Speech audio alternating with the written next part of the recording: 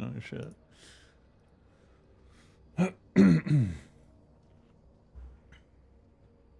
All right. We're in Naxx with the Whiskey Warriors. I feel like I should resurrect this guy. Since no one else is. No, he quit out.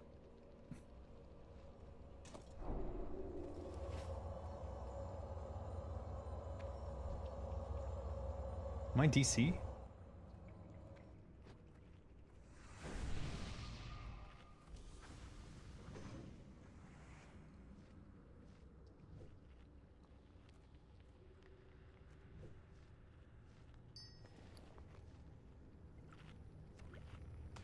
Get my elixirs of poison resist ready.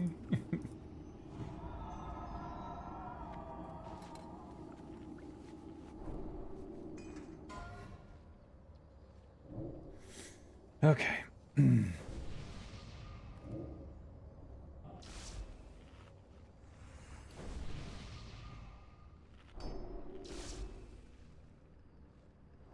Alright. Let's look at...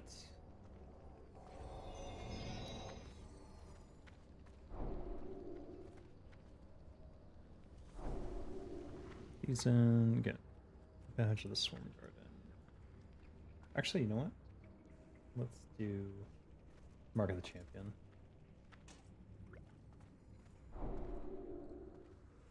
Actually, that would make sense, because these are spiders. They're not undead. Are these undead spiders? These are not. They're beasts.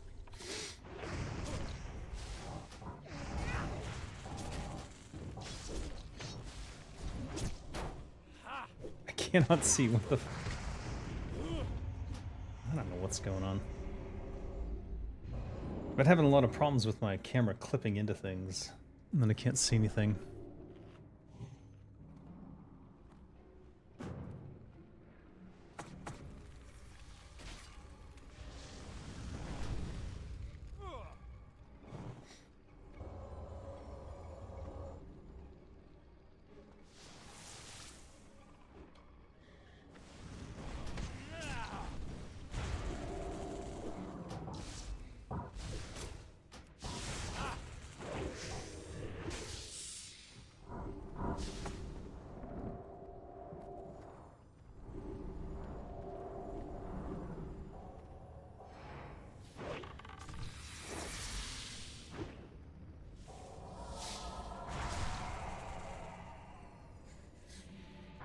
Your old lives, your mortal desires mean nothing. You are acolytes of the Master now, and you will serve the cause without question. The greatest glory is to die in the Master's service.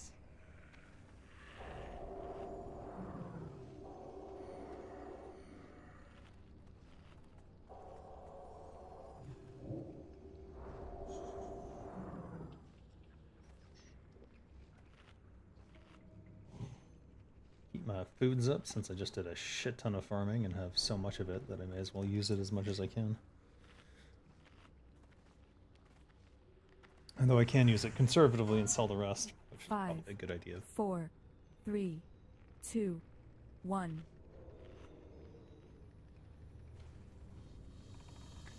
I'm gonna have to wait for this food buff to come up. Hopefully I don't get hit by anything. Okay.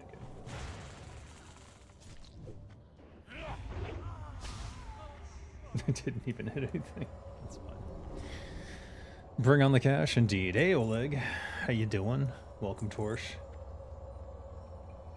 To another day in Naxx. This time with the Whiskey Warriors. This will be my third run with them, I think. You have only taken one step closer to the abyss. Is this the second or the third? I want to say fourth too. I don't know.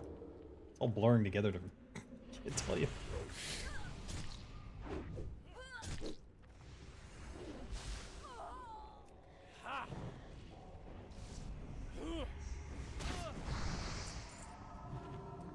Damn.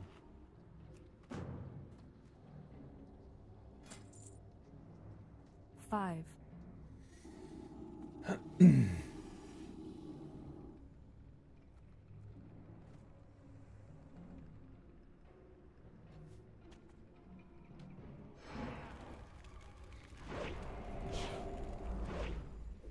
No. Fuck. No, I can't kick him. Oh, fucked. That's messed up. Alright, we got him. So we're kind of gonna wait on our cooldowns because we wanted to go. 4, We want to open with Kiss and Badge on the main mob. Ran right past me.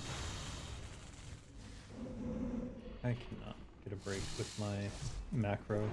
It's supposed to be targeting the nearest one, but it goes haywire on hills.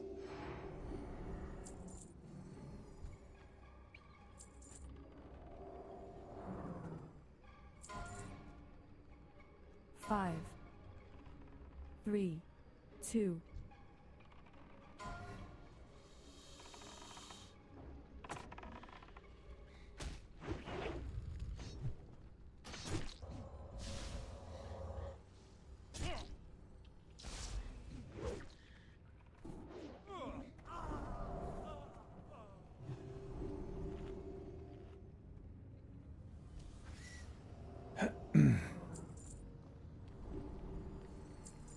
For some reason, your internet became non-existent for 24 hours. What? Maybe it's a downed line. Maybe the fiber optic got cut. Downed a tree. I don't know. All sorts of stuff can go wrong. Cool skin tunic. Nice. All right. Let's get the Swarm Guard in. So our goal is to open with Badge and Kiss and everything else on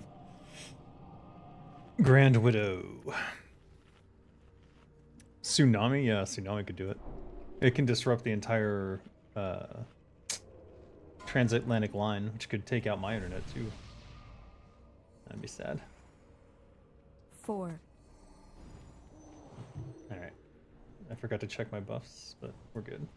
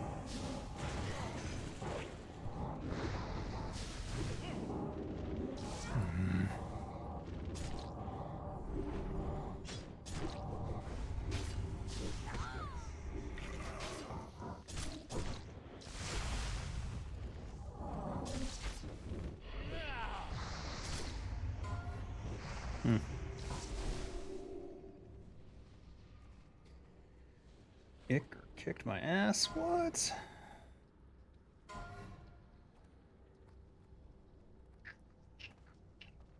Hack and slash 972. Garrot. He opened with Garrot. Oh, he vanished for it. Interesting.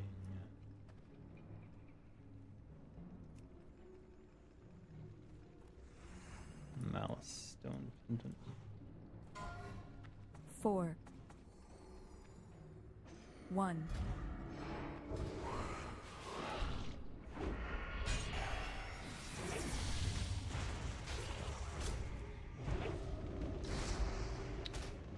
Tsunamis don't reach Moscow, you believe?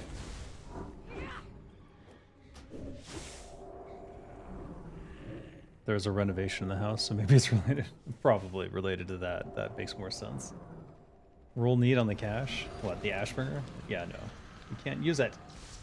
Rogues can't use it.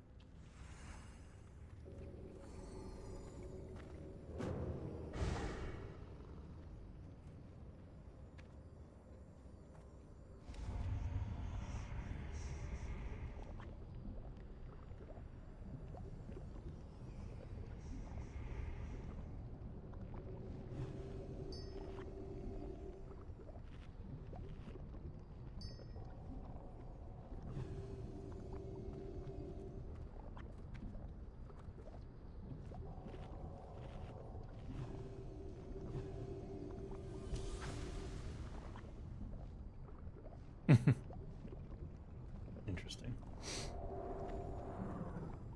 Probably should have thrown a distract down at these. Yeah, let's throw it down. Dee dee dee dee.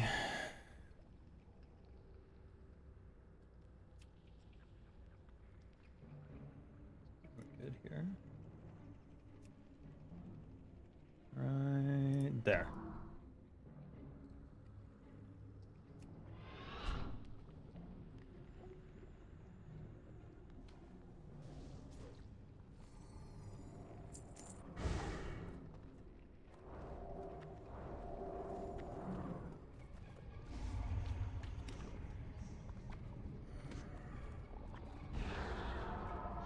Great.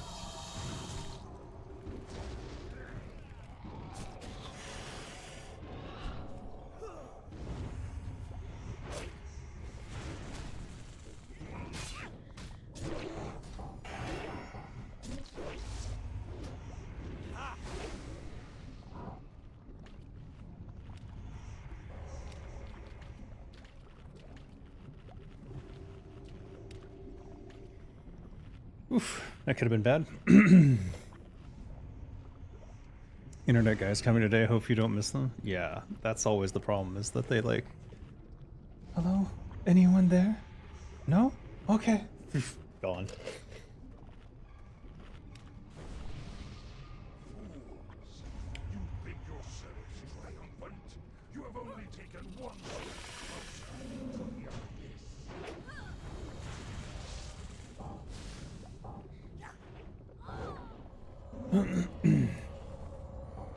Alright, let me think here. So for this fight, we want badge. So we'll open with kiss and badge, and then we vanish at the webbing, and then we can swap to Slave's Crest. Double check that my poisons are okay. Got deadly 5. It's a little bit low, but I don't think the fight's gonna last that long, so I'm not too worried.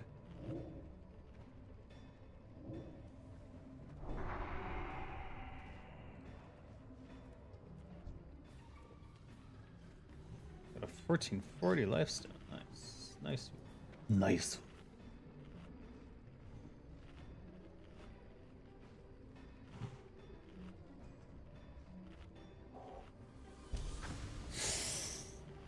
All right, everything's ready.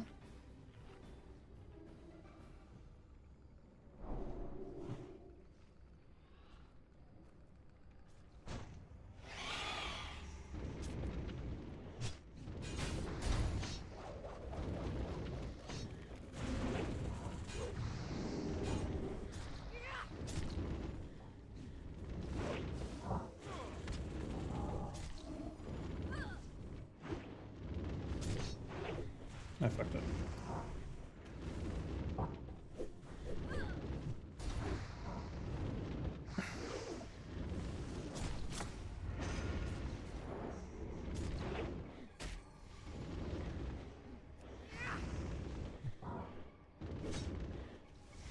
I completely fucked that up.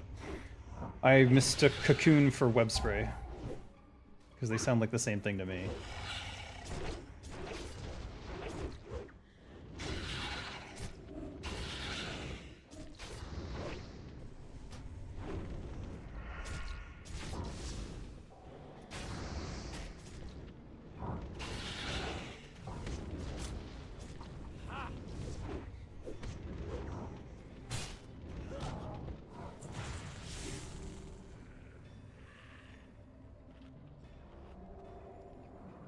Pendant of Forgotten Names.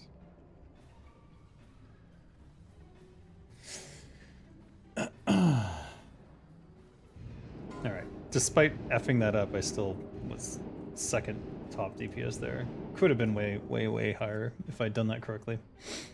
Oh well.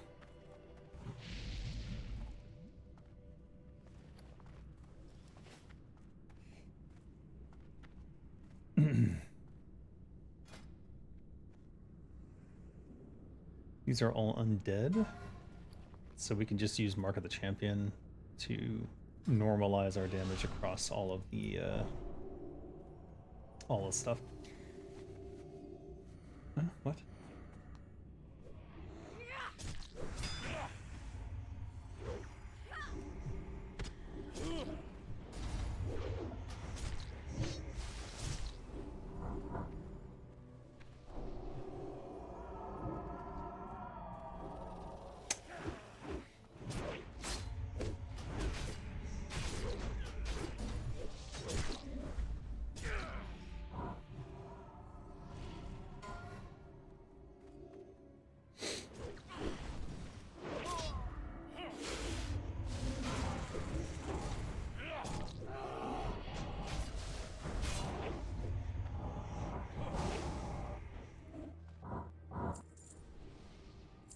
Oh, itchy.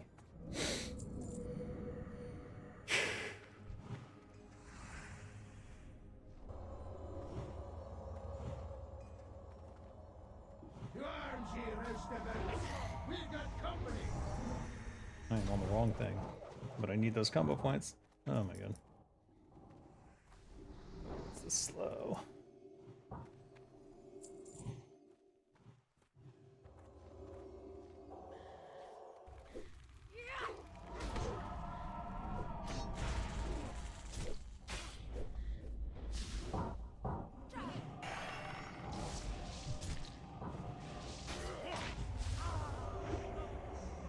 Blech.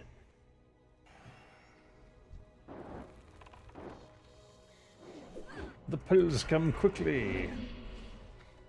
So quickly.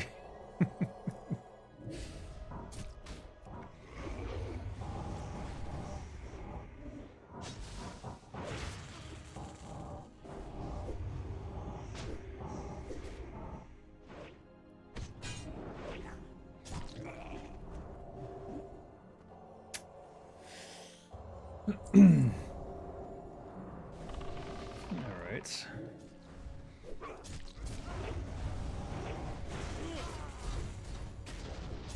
Well, I'm looking forward to the new changes, because I'd love to have... Oh my god. See, I don't know why it would select something over there. I'd love to have Blade Flurry up the entire time this is going on. For trash. And just toggle it off.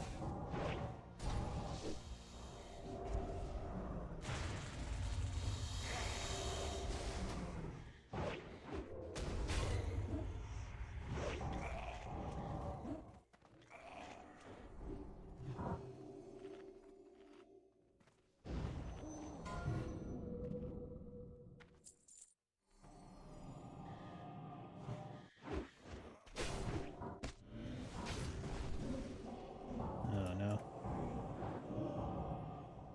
I cannot guess at this thing.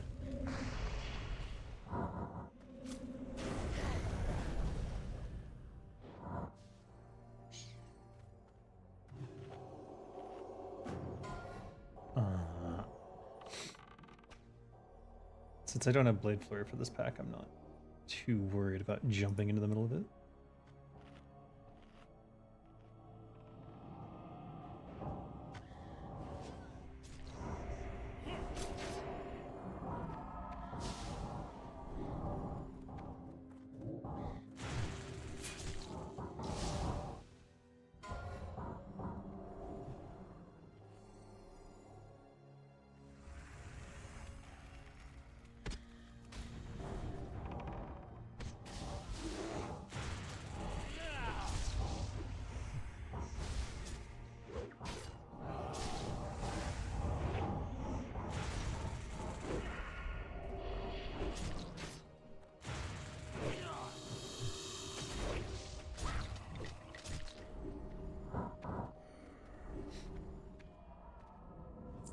People died. What?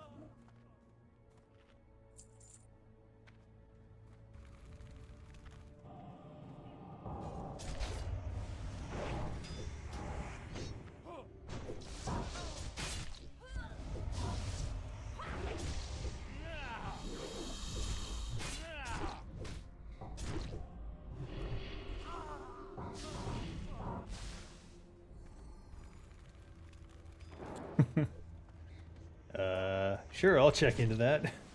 One moment.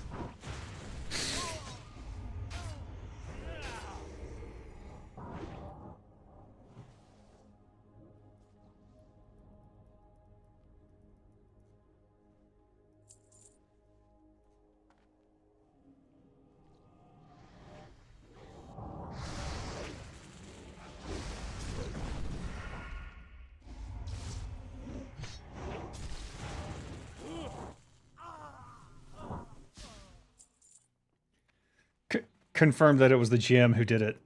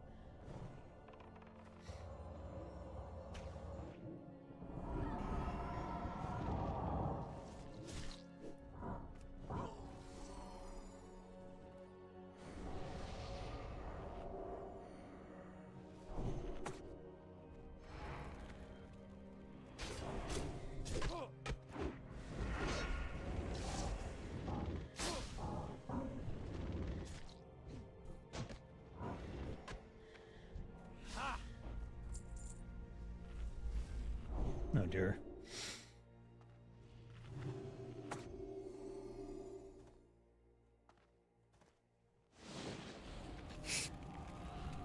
Found another hidden problem with EA.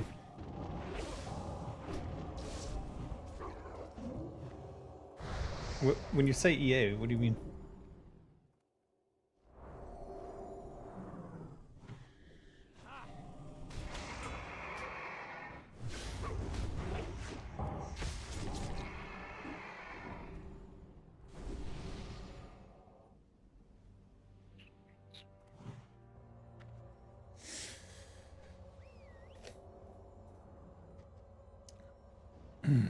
Do they have demands? Like their contracts demand strict release updates or something?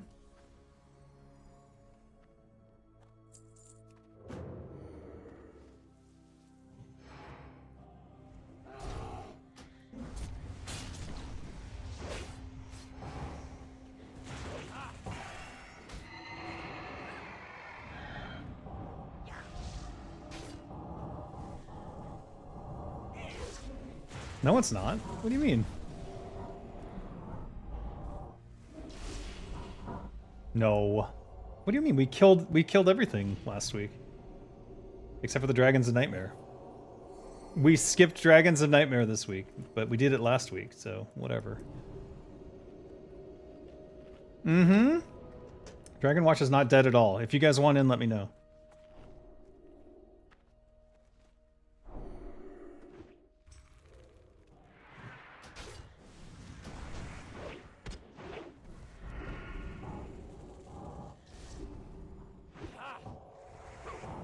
Is it less efficient now? Maybe. It's not that they don't care, it's that they don't have enough thirsty people all the time. The loot is shit. Like, I'm not doing it for loot, I'm doing it for the kills. But you guys, if you guys want in, let me know.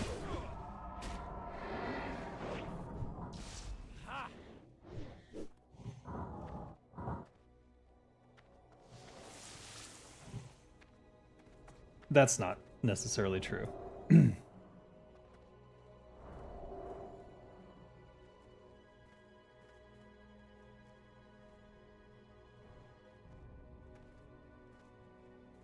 Right.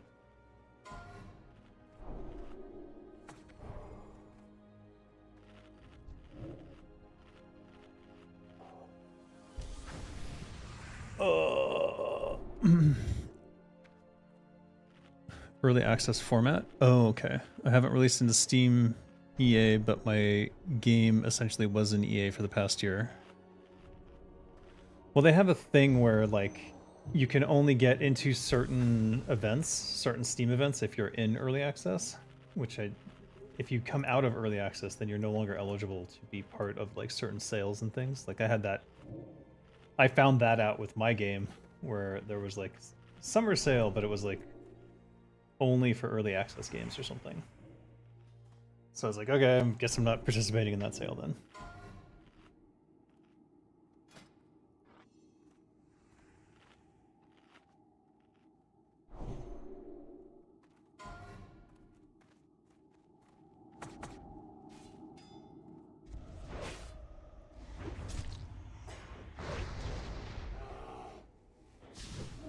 Oh shit.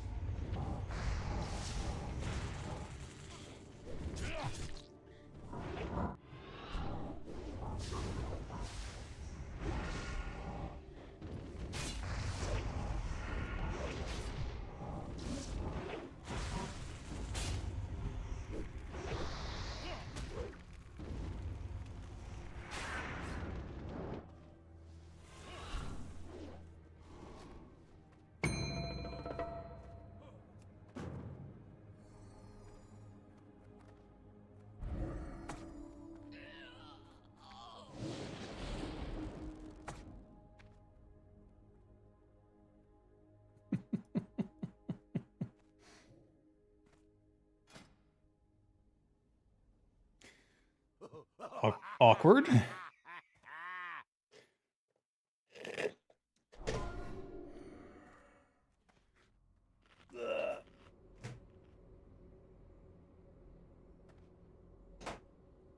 Having a mini fridge near your desk is very dangerous, I must say. I'm constantly tempted to just grab something out of it.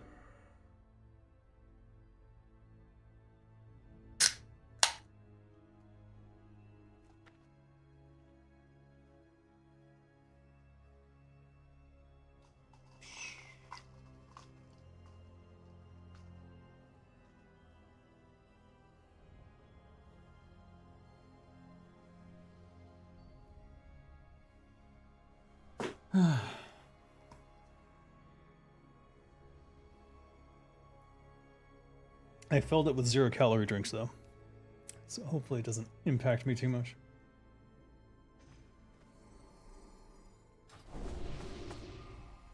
Alright, we get another opportunity, this time with Deadly and Corrosive 2 up, which should help a lot.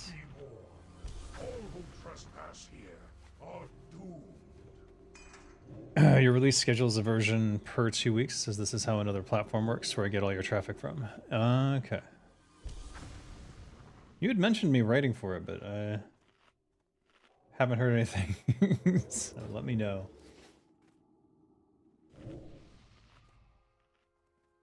Let's see. We have both trinkets up. We need 40 seconds left for badge. Shit. Alright, well. There we go.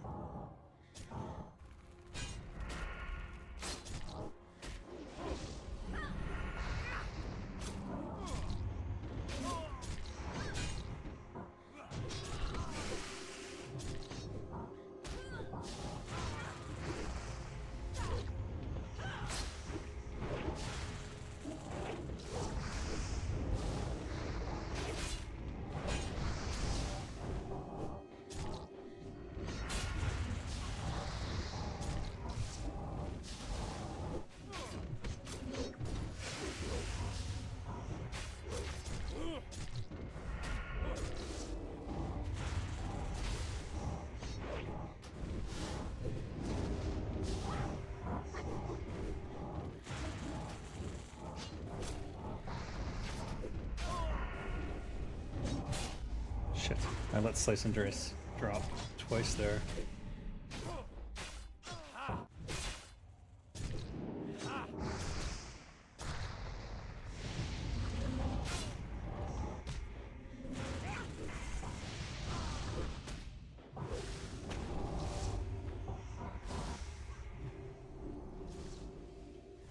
Wow.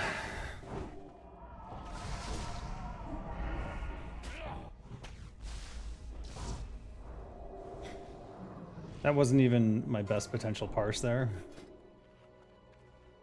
I could have done that way better. I'm not sure if I could have got the top though.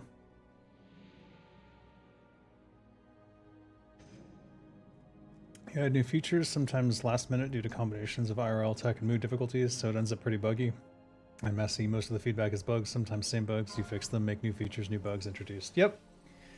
Yep.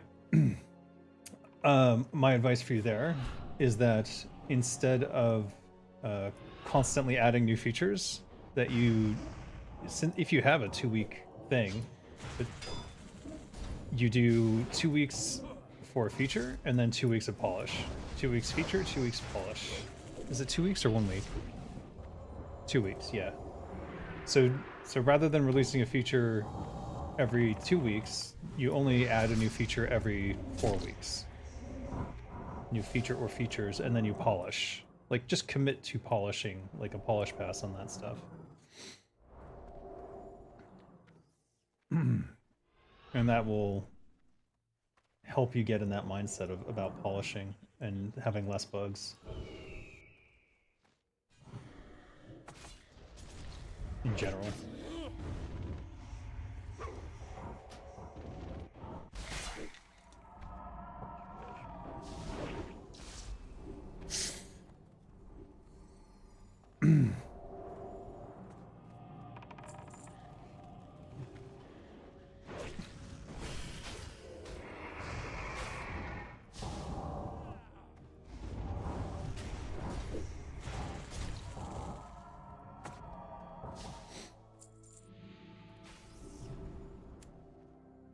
Easy peasy so far.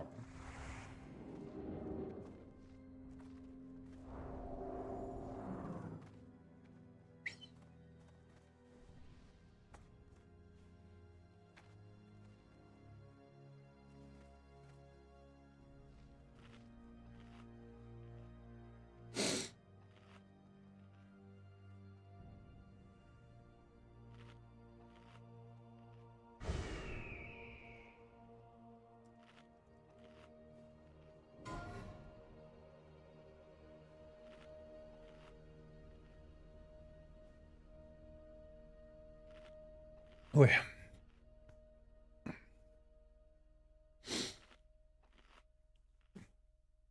Making sure to give yourself enough time to polish stuff definitely eases the burden of like, oh, I gotta get this feature done. Oh, I gotta get this feature done. And then you're not in such a rush.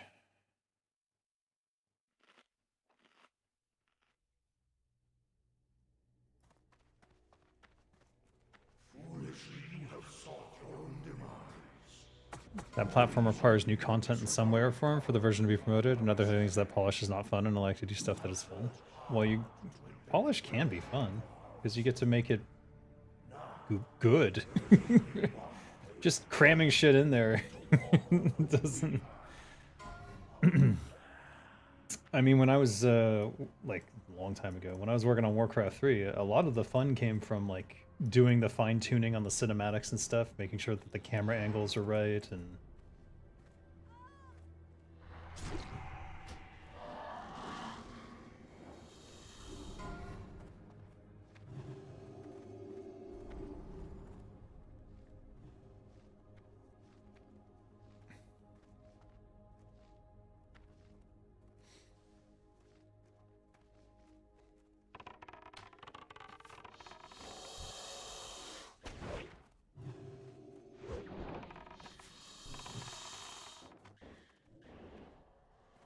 I'll just shoot these then.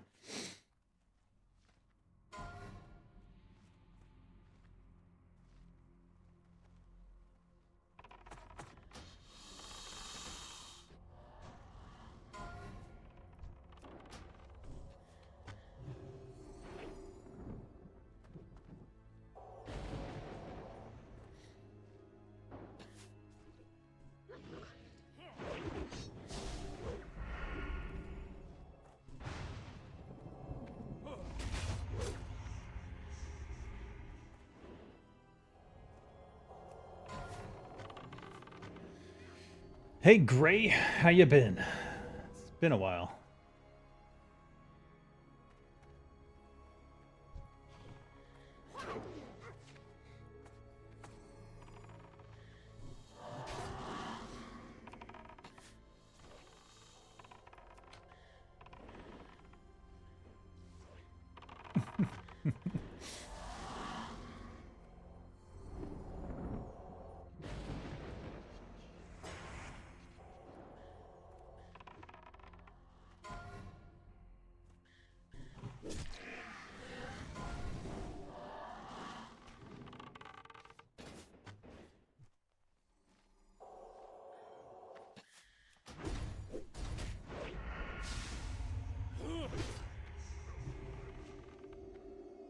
No, the fear.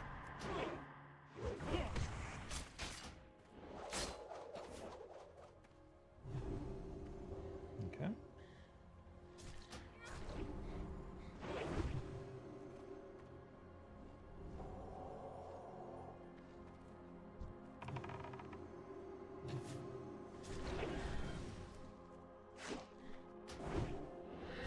Oof.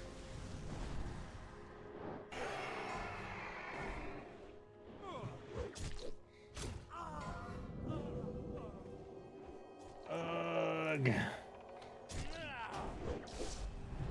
No.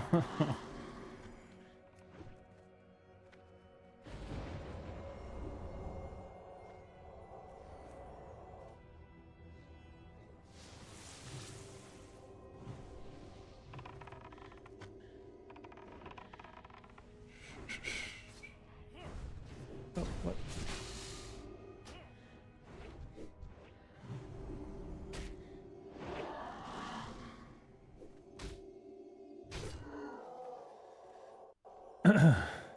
Meaningful polish is alright, but a lot of that required stuff requires playing the game heavily, and that ends up being not very fun for you. Uh-oh. That's a bad sign. If you're not enjoying your own game, that's a very bad sign.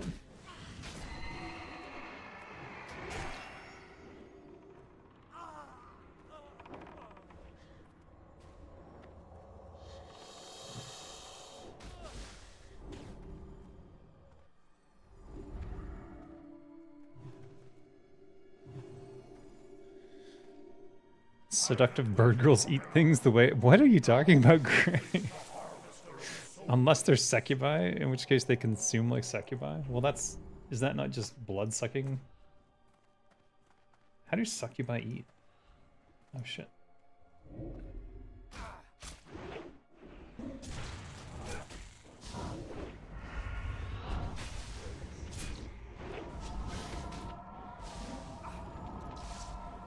Jesus Christ. Died so quick. I didn't even get to deal damage to it. What the hell happened? Come,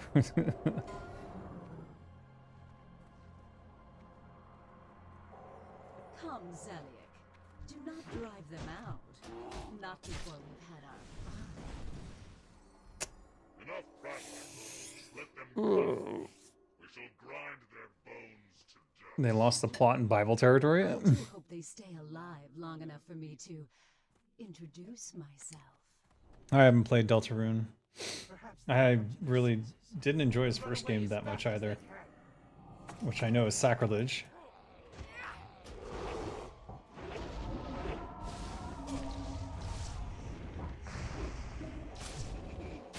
I should have switched to champions. Oh, I already did.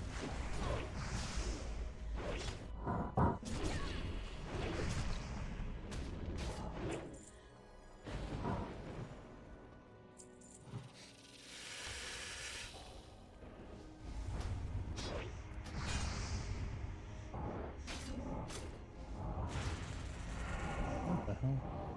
Cannot get his back. This is why I'm looking forward to getting Gressel of Ruin and switching to Sinister Strike, so I don't have to find the back.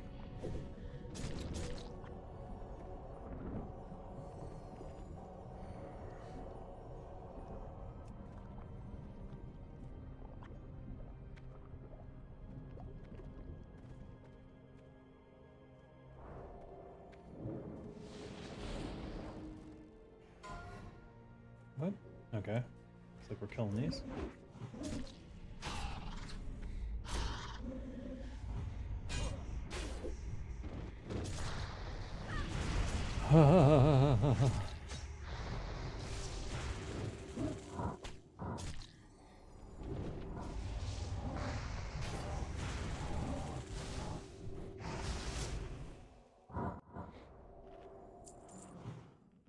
Okay, that's kind of a problem.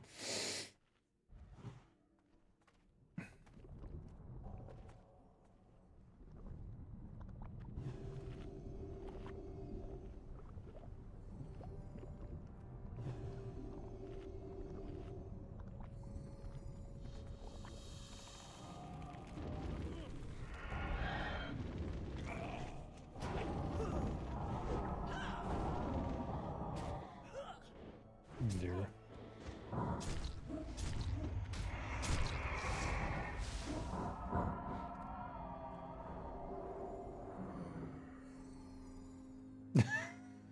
Waiting for the stacks to drop or not.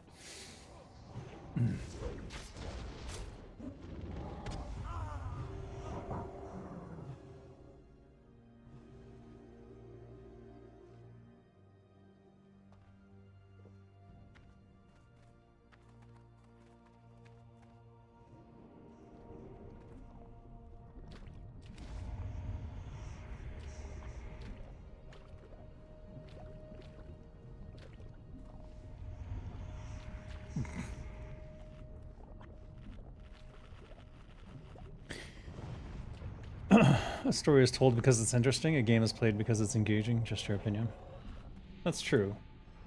But a game without a good story is not engaging. For me. Some can be.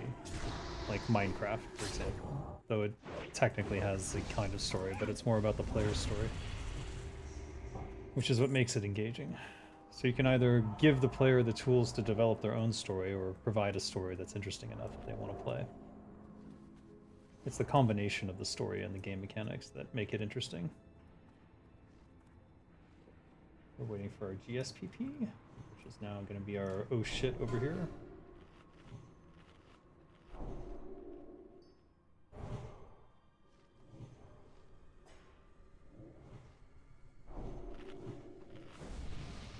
We're going to go with Badge of the Stormguard for the opener, because we're doing the Thane burn, and this combo of trinkets is the most amazing damage that I can do. And then what I'll do is I'll sprint over to Mograine, and then I will vanish and swap to Slayer's Crest and use that. And that will be it. I'll be stuck at that point. Or I can switch to Mark of the Champion. I think Slayer's Crest makes more sense, because we want a burst whenever we approach one of these 4 horsemen.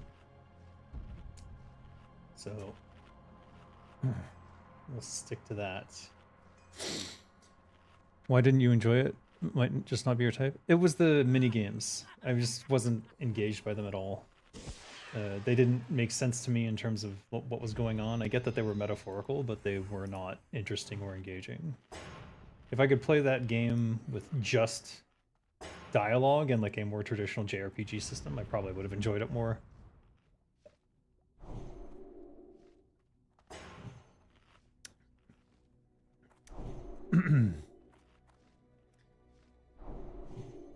What have I done to not enjoy Undertale? Yeah, I really don't like bullet hell games. Not enjoyable at all for me.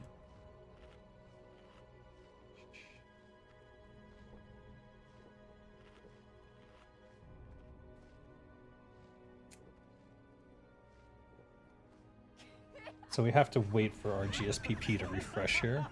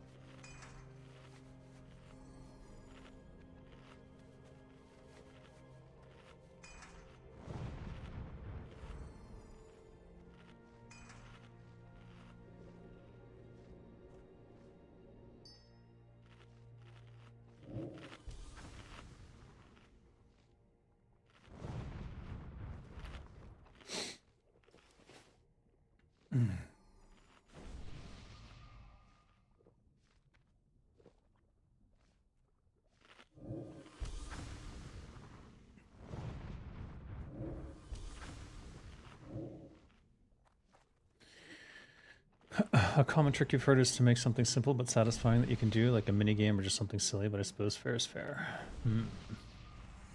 Well, he's already got a pretty complicated game going.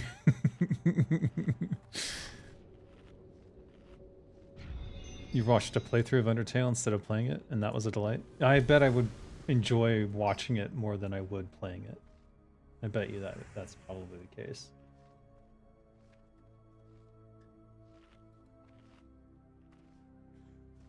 Gray is going to analyze your problems now, Oleg. Good luck.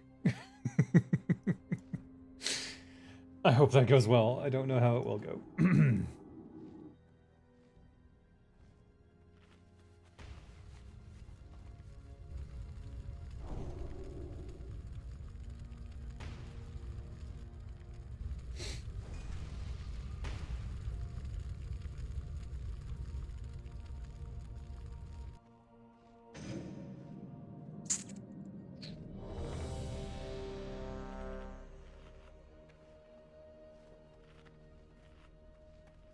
Is this enough?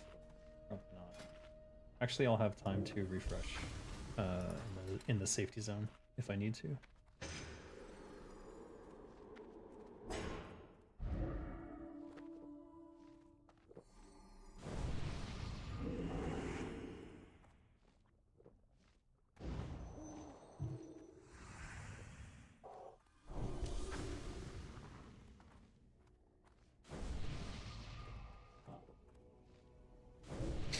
That'll put me at 6k. I wish I had some Medivh Merlot. Need to pick some up somehow.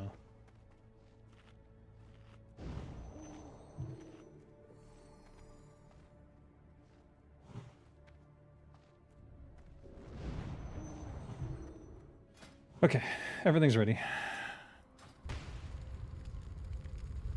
As long as I don't screw up my rotations, it should be pretty impressive amount of damage.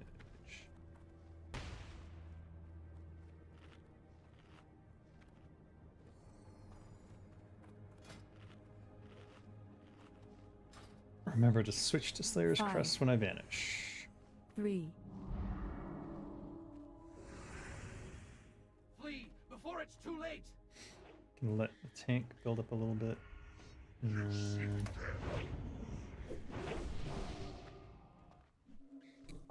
Go.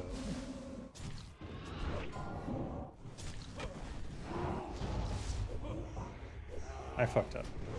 That's alright though. It's not gonna matter.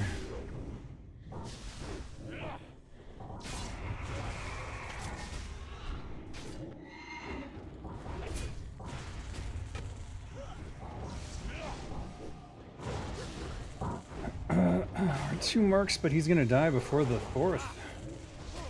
Mark 3,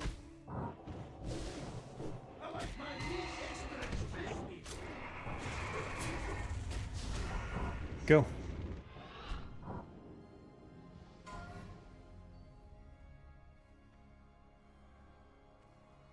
We're going to vanish Slayer's Crest. Mark 5, Okay.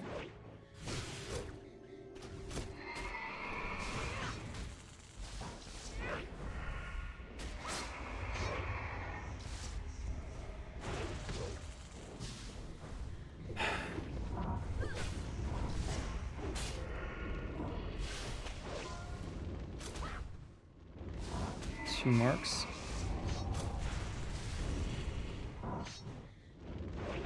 Three marks. Let's go. Dropped a rupture on him. We might get hit by that. We did get hit by that. That's alright. No choice but to obey. Bandaging. Going in on Lomo now. Oh fuck!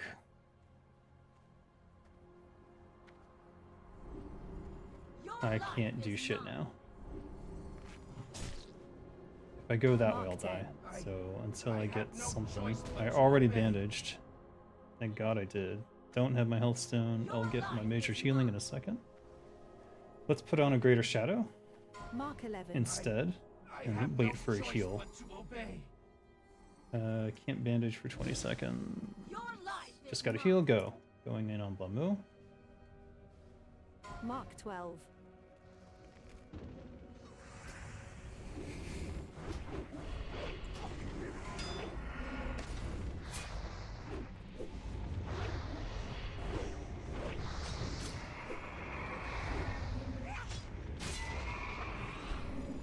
Your life is mine.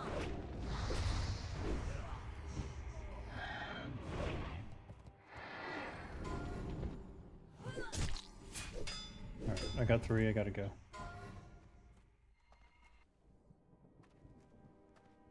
Mark 3.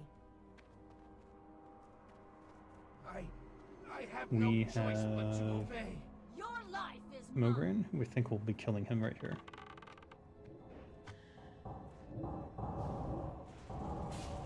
Yeah, we're killing right here. I have no choice but to Your obey. life is mine. Alright, he's dead.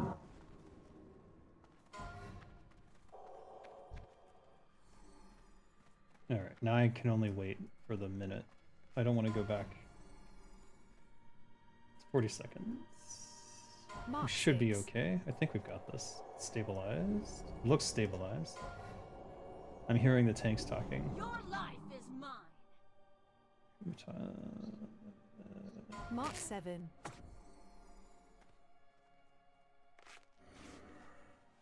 I still have 20 seconds. No I can't go choice in but yet. to obey. 13%. I think it'll be dead before I get these off. Who's next? Well, that's not good. Your life I have is no mine. choice but to 5 obey. seconds. 4, 3, Mark 9. 0. Alright. I'll go just in case no one else can get Your there. life is mine. Nope. We're good. They traditionally have not assigned a tank to me, so I have no I'm just gonna choice wait. but to obey. Mark 11.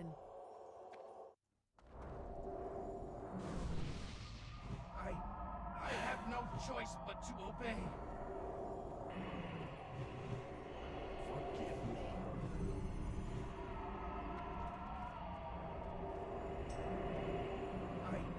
I have no choice but to obey. Mark 1.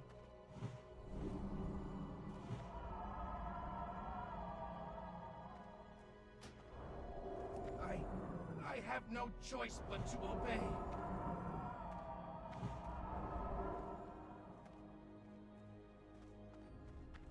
I have no choice but to obey.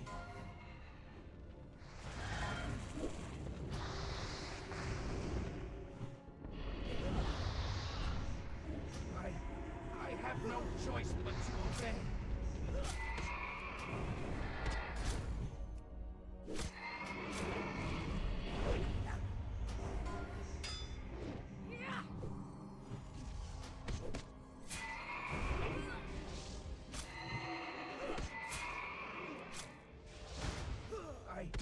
I have no choice but to obey.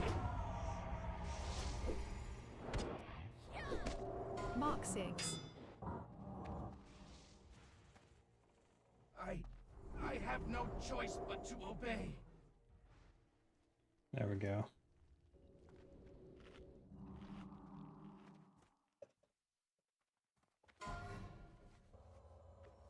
Oh boy. About Undertale, it's arguably not a well-designed game in terms of endings, unless you're one of the hyper-rare types of people to replay the game 30 times. Yeesh. Definitely not that type of person. At least not these days.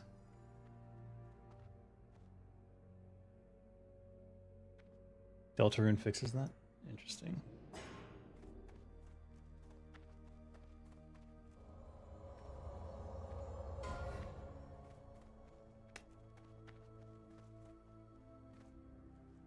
You need to feel good to work better. Generally speaking, yeah. I think what you'll find is if you do the polish passes instead of going on to the next feature, I think what you'll find is that you'll get better feedback and more positive feedback, and you'll feel better about the game. Which is why I recommend doing it in those phases where you do 2 weeks on the feature and then 2 weeks on polish. Now you can add like a junk feature, like a feature that you know is already there, but you just like add some texts, added some dialogue lines for whatever. Easy stuff, at least easy for me. And that way it's not a big deal. To clarify, on Undertale, you need extremist purity to get any of the best parts of the game. Either don't kill a single person or kill every person without fail. Oh, that sounds annoying.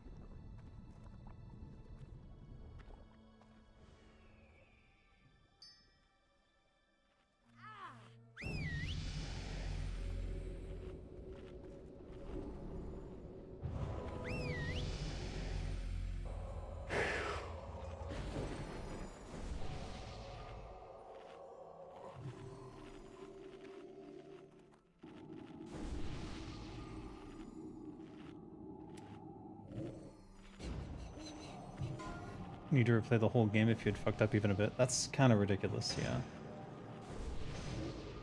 I understand why you did that though. One of the big mistakes early game designers make is about purity of play.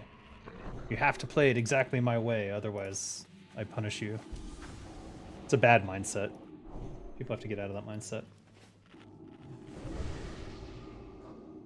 I need this.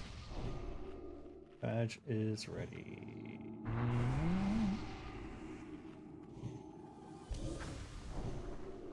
Two. Fuck. Not at all what I wanted here. Why am I not getting his back? Fuck.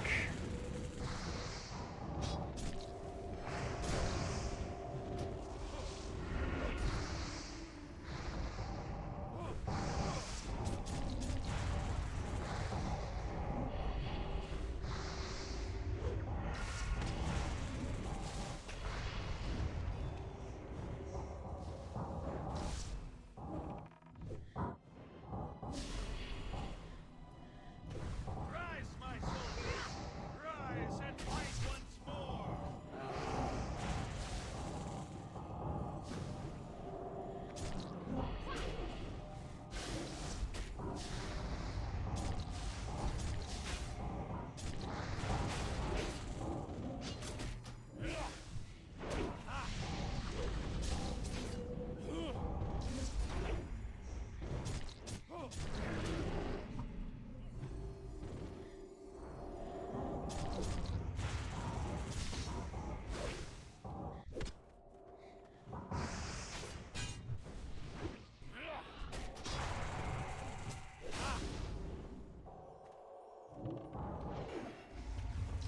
Easy peasy.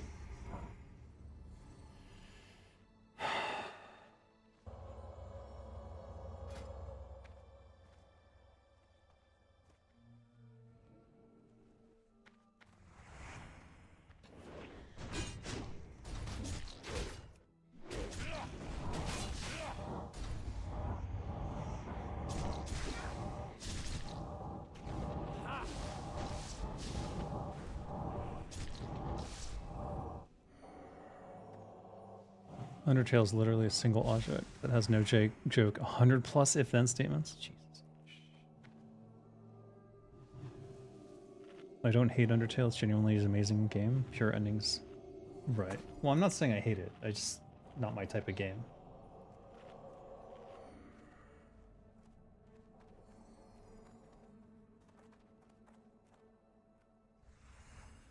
Deltarune is violently clear about everything you do and how it matters. So he learned a lesson. See, that's good. He learned his lesson.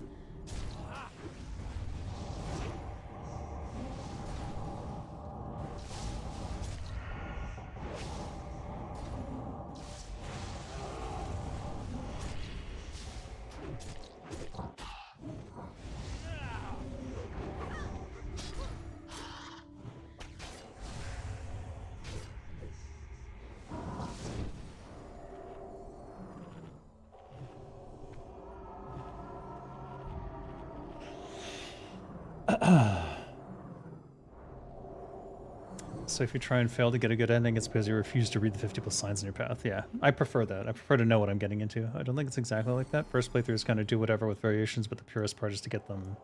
Makes it quite tough. But that's exactly it. It's the expectation that someone will play your game multiple times in order to get those things. That is pure arrogance. Pure arrogance.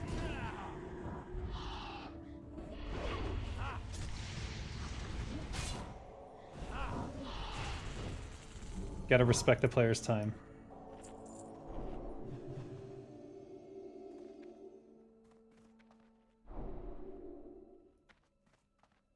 Hmm?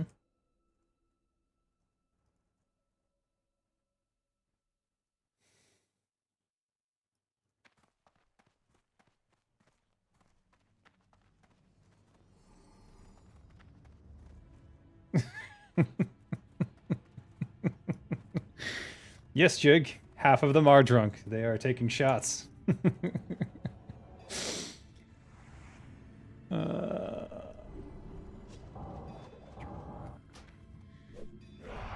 don't have to full replay the game if you didn't fuck up. You just have to have played it at least once. Interesting. Undertale encourages backseating. Deltarune inherited bits of it. The only bit that Deltarune inherited about it that isn't just bad Undertale habits is, ironically, that the game has too much good game design. No, good game design is in the eye of the beholder, I'd say. But, yeah, everyone has their personal preferences in terms of how they would do things. That's why we make our own games.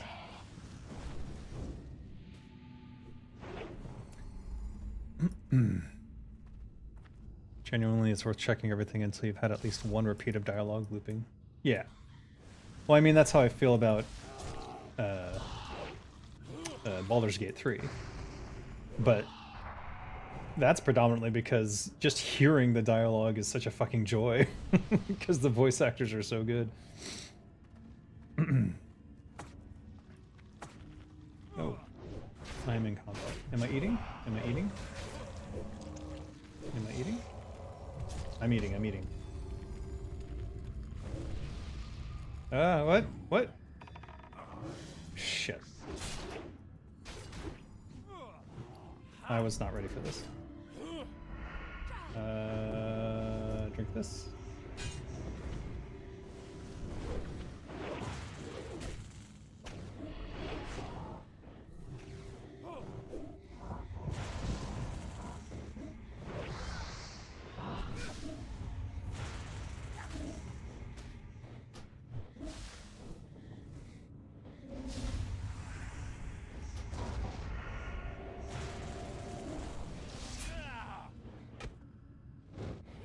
Fuck.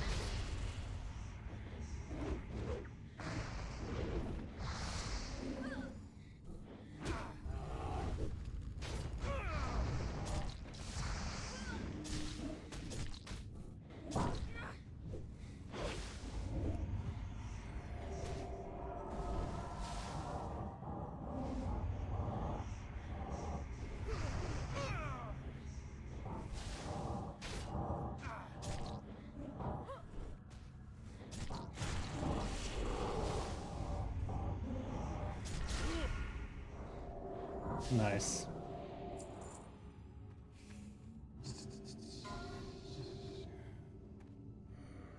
Good shit. Smooth. And I was top rogue, but 10th place.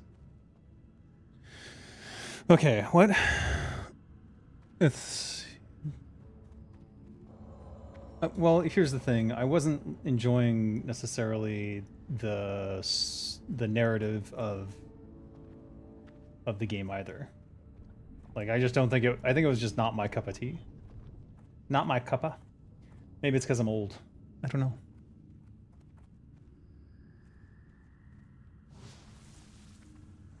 There's dialogue for checking every piece of garbage in the garbage dump. Right.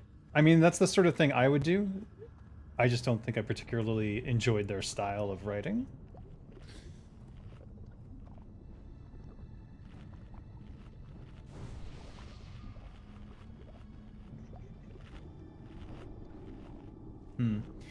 I appreciate that sort of depth in game design.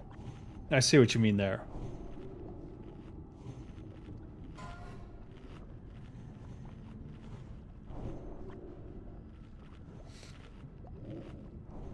Alright, let me think here.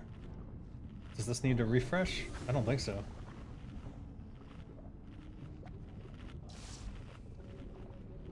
Let me think, what am I starting with? Let's start with the badge again. And then we'll swap into Slayers.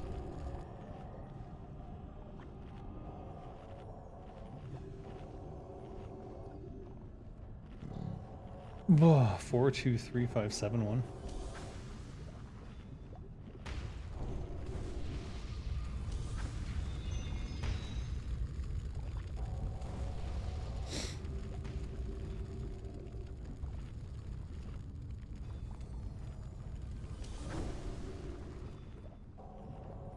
This will run out.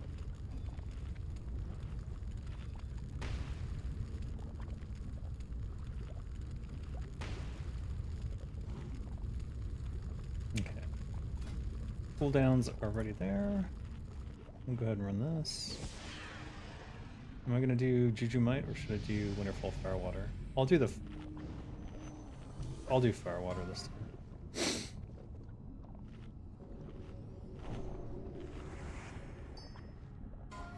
Okay, I'm in the second group, so I'm going to hold some of my major cooldowns. 1.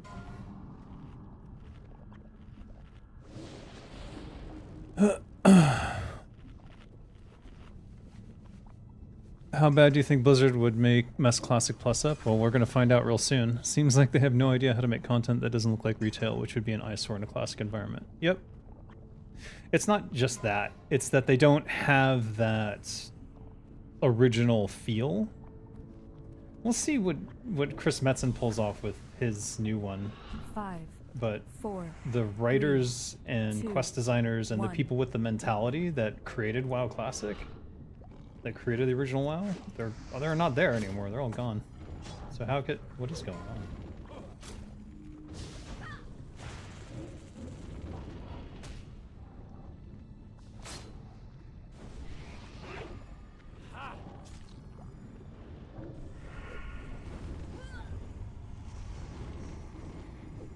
Okay, what the fuck?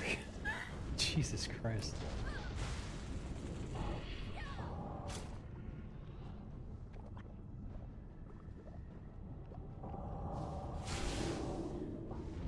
Alright, going full bore now.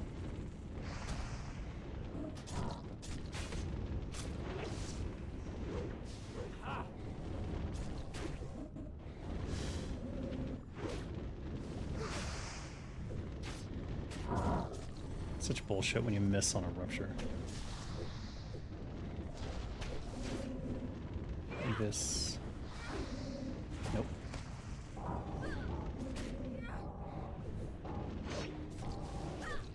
Alright.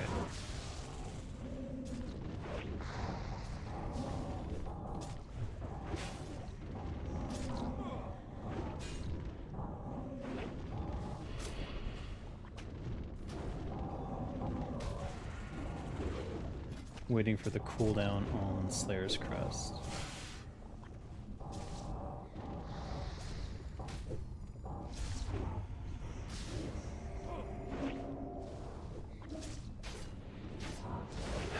Should probably have done a rupture there.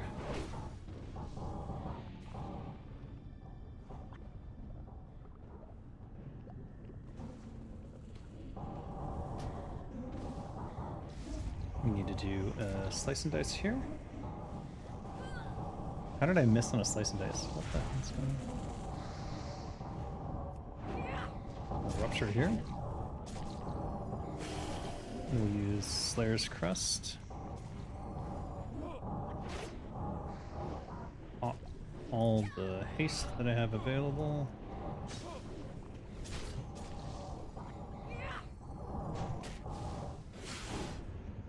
Slice and dice. Wow, I'm way down there. These fucking mages, man.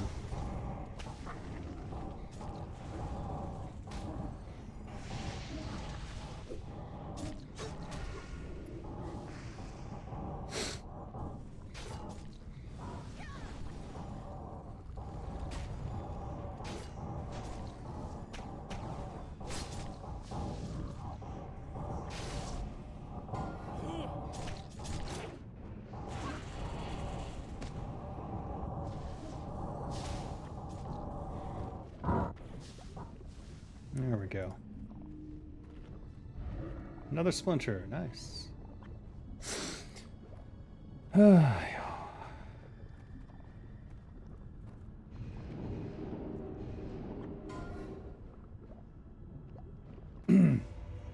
Alright, let's swap to Slayer's Crest, which we already were on. Because I think we're going to the slime area, which means... Nope, we're not. So we can go Mark of the Champion. Question, did you genuinely forget what a succubus feeds on earlier, or was that a bit? No, I forgot how a succubus feeds, because I remember two different ways. One is through a kiss, and the other through sex. And then the kiss one varies between, like, just a gentle kiss, and then, like, literally tentacles coming out from inside and, like, eviscerating the person's insides. You know, depending on which horror you like.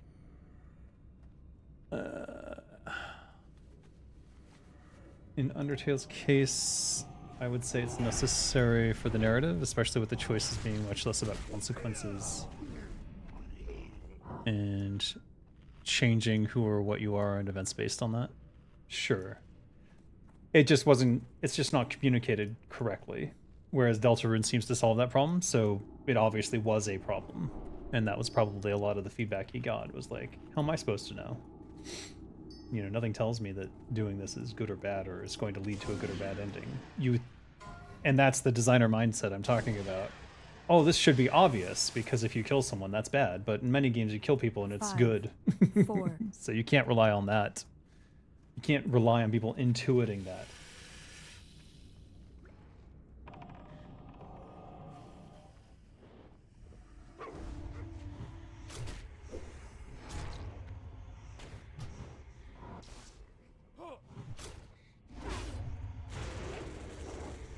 I need to refresh my poisons after this.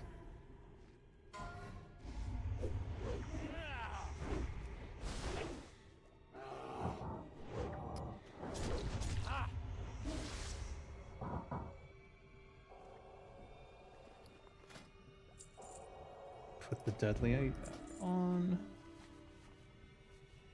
We don't need to do the offhand yet. We'll leave it there at 33. The offhand very rarely goes off.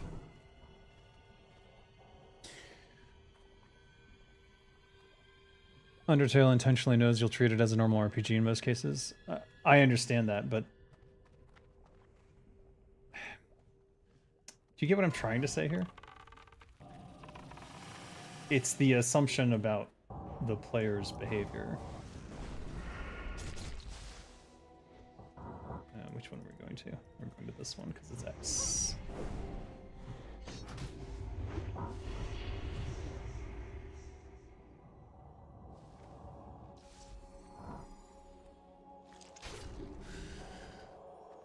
You're expected to kill Toriel as you can't spare her the same way you can anyone else so far, but you're expected to reset to figure it out, and Chloe calls you out for it. You're expected to reset. See, there must be something about the game that I don't know or don't understand. I did not play that far into it because I hated the minigames aspect so much. I have some trauma related to that from my experience on the Golden Compass.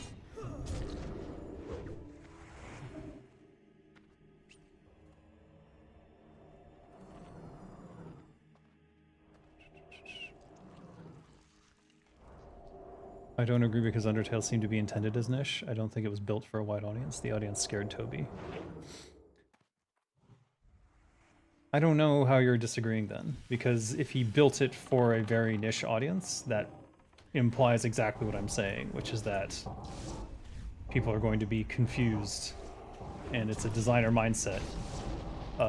It's a negative designer mindset where you're limiting your audience on purpose. 3, If that is your 2. intent, fine, but it is limiting your audience on purpose. So you're not disagreeing with me, you're agreeing with me in this particular instance.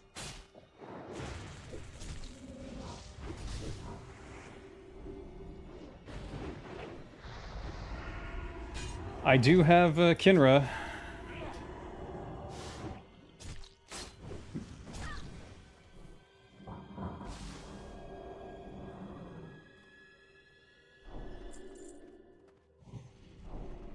Good.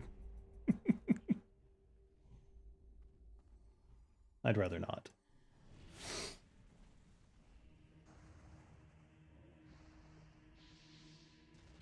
The game mechanics are all canon and explained around the end of the game. Sans explains what level and experience are shopkeeper exploits, that you can't kill shopkeepers and survive war using that.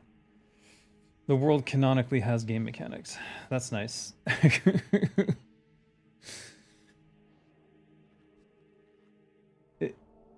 It's so it acknowledges it's a game, but like it still doesn't make... I don't know what you're trying to disagree with me on, but we're not in disagreement. We were both agreeing that he specifically said you need to play this way, and then did not communicate that to the players until after the fact, which is technically bad game design. A player needs to know what decisions they're making before they make them, generally speaking. You can't intuit something that is a new mechanic that you haven't experienced before, you understand? Deltarune fixes this problem, so it is effectively an admission that he understood where he messed up there. You see what I'm saying?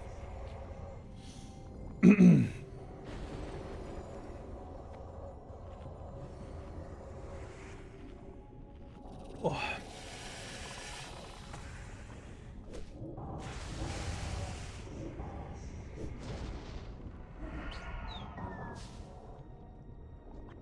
This is gonna get fucked.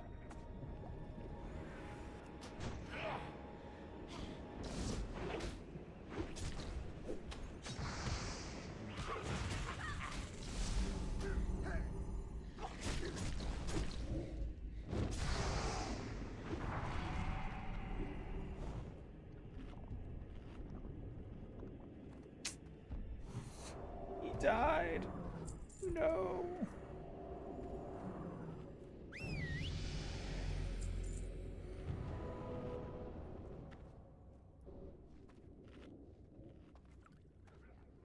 What?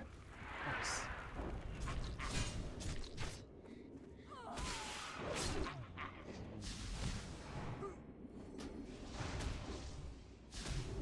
Okay, I don't know what the hell's going on.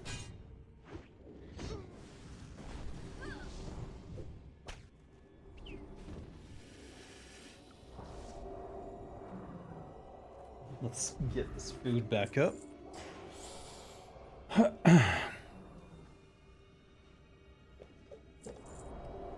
And we'll need our fat.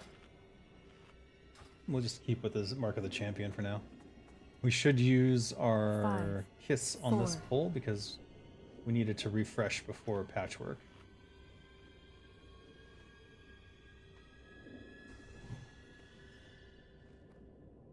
Let's eat our secondary food. There's a delay. 3, 2. Waiting a second for aggro. Go. Fap.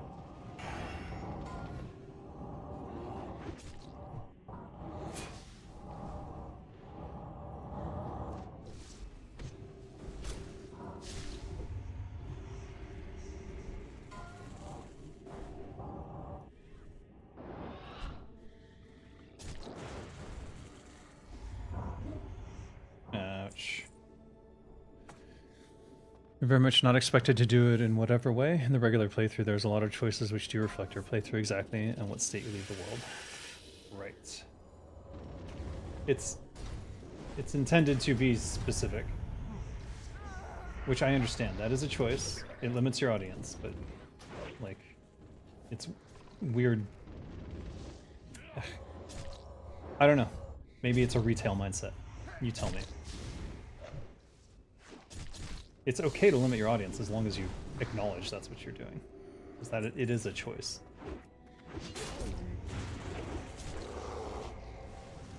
And it's not necessarily the wrong choice either. Like, my game Geek Words is a very limited audience, and mostly an older audience. I'm not even sure there is an audience, because the crossover between people who like crosswords and people who like more modern TV shows. Like, if I had wanted to, oh shit, what is going on here?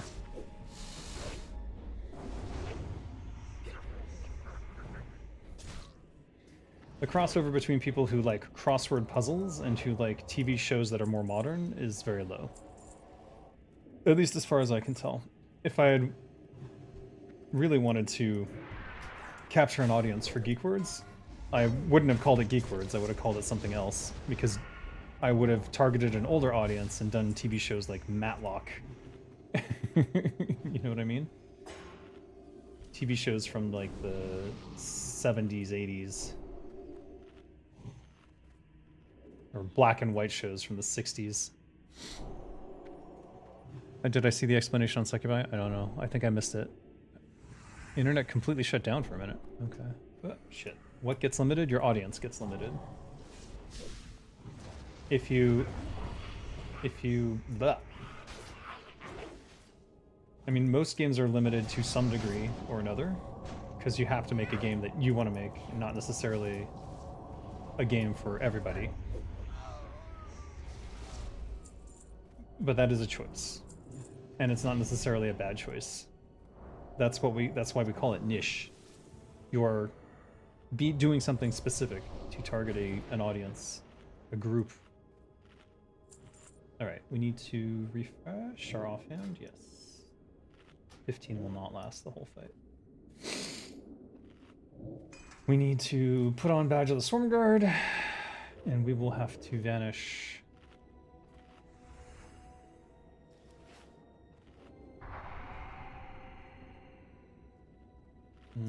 I have all my buffs, so I can go and do the distractions.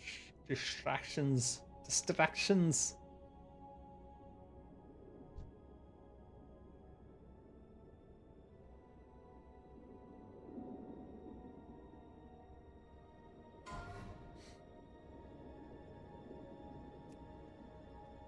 Five, 4, 3, 2, 1.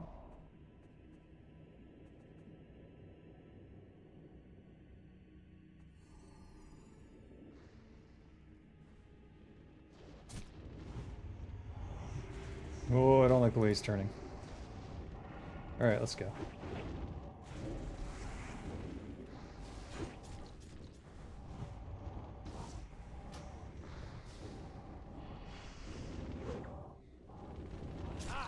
We're gonna rupture.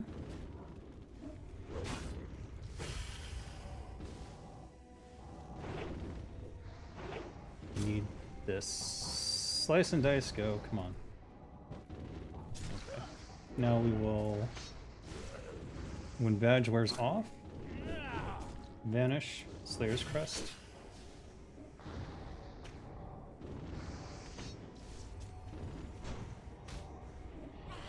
Now we need to get slice and dice.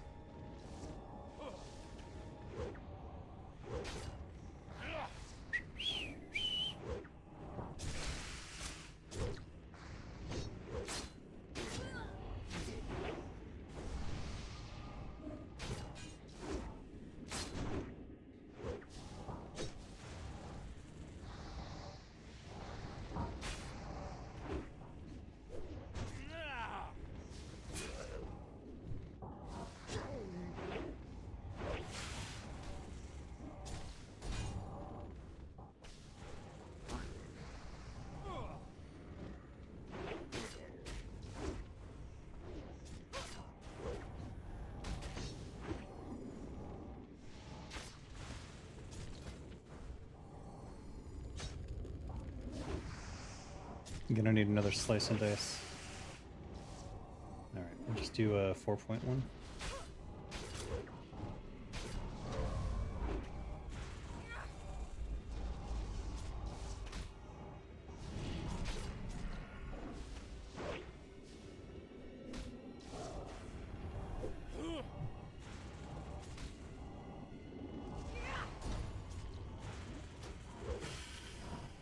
Need to slice and dice again, need to dip.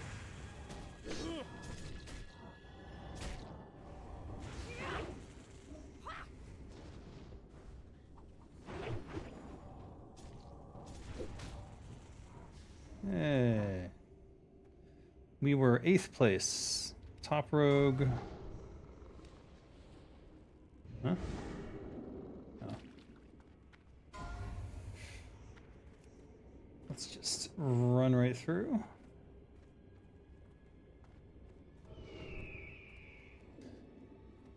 Succubi or demons that sustain off sexual energy and or lustful energy which isn't as specific as sexual. What you described a kiss is likely absorbing a soul. That's what I meant. Wait, read up to down. You have a habit of reading out of order. Demons are spirits. Spirits are energy beings. IRL understanding of spirits. Spirits have to hold together. Depends on the succubi. I've seen physical succubi, physical manifestations of succubi, which typically have a Cthulhu-esque connection.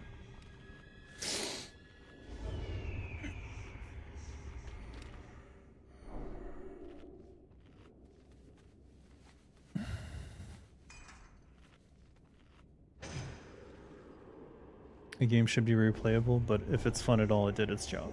Right. And that's the thing, like, it's not a game for everyone. Undertale, I mean. 5, 4. That doesn't mean it's a bad game. I'm certainly not saying that. It is.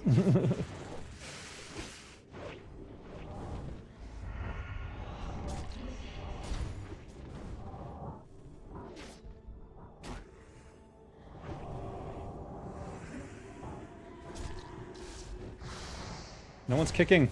No one is kicking. No one is kicking.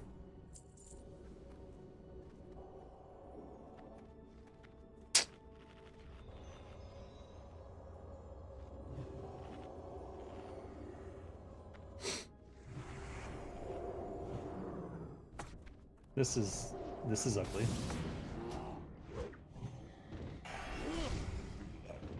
Kick, kick, kick, kick.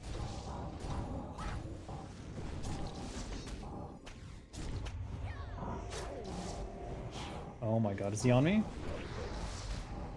He's on me. What?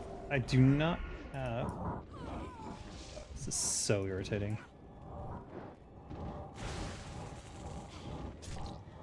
Jesus Christ. That was irritating. Alright, my main hand fell off. Let's get the deadly poison.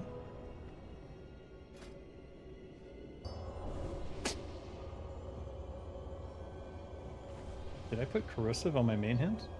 Oh my god. Let's put the offhand on. And let's eat our raid food.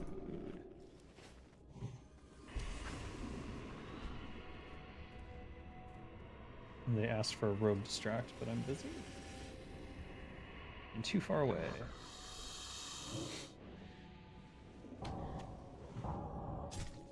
Oh, fuck's sake.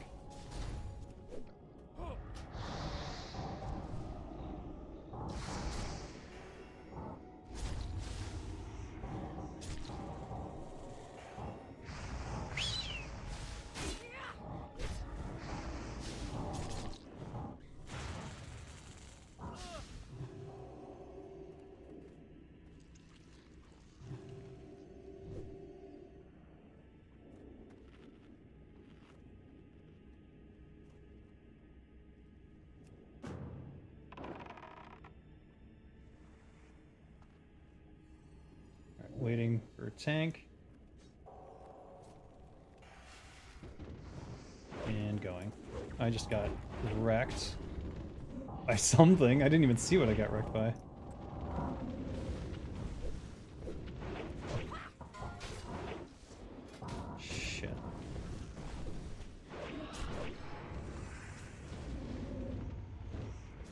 Let's kill this slime.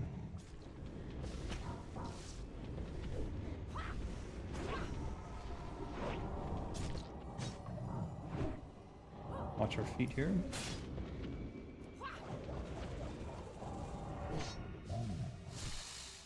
Uh-oh. Someone pulled aggro like an idiot. Fucking... Stop pulling aggro. Can't do that. Watch your threat.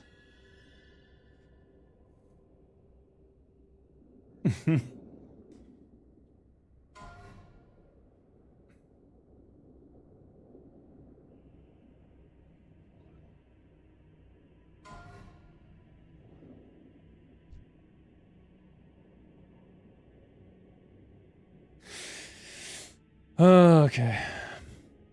You're talking IRL succubi? Wait. What do you mean by that?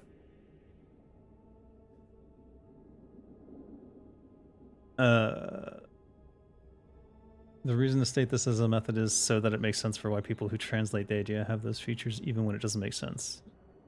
Like, flesh succubi can't survive off of sexual energy, but looking to the original myth with this understanding explains why the translations don't make sense, showing the misunderstandings that cause its inconsistency.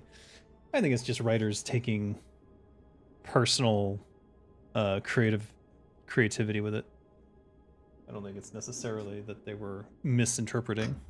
I just think because it's not like there's a actual succubi that actually existed. It was more a what would you call it? A mythology that developed around certain types of people, I would say. You going to bed? All right. Good night, Oleg.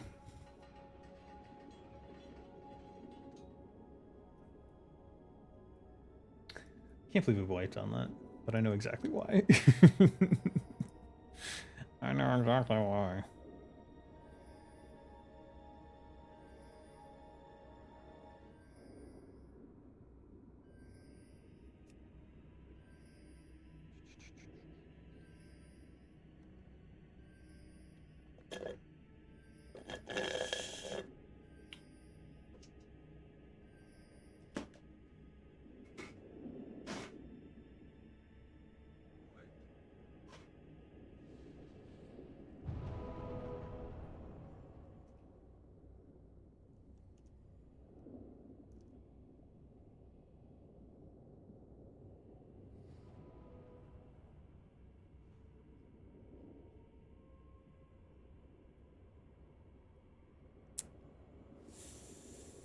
You kind of disagree, but even still, things have a weirdly consistent way of working in many aspects. A lot of what I know is taught by a mentor, and it's scarily weird how consistent it seems to match up. But that could just be confirmation bias.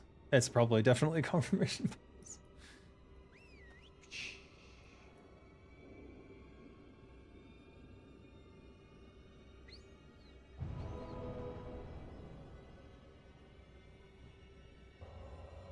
Probability high. It's just how the human mind works. We're looking for confirmation of what we already believe. Unfortunately, the internet has indulged it in the worst way imaginable.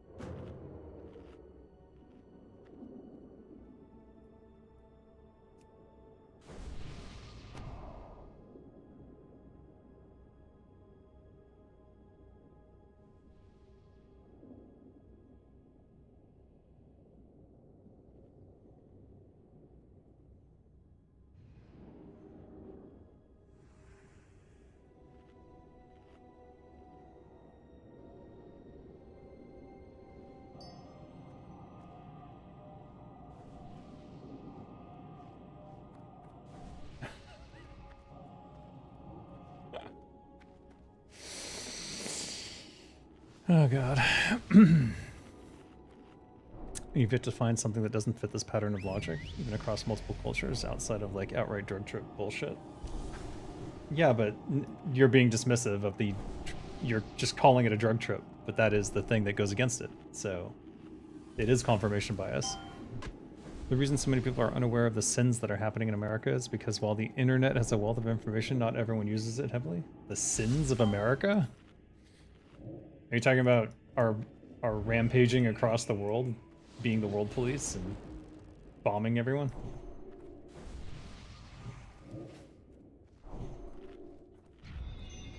Are we doing this? What are we doing here?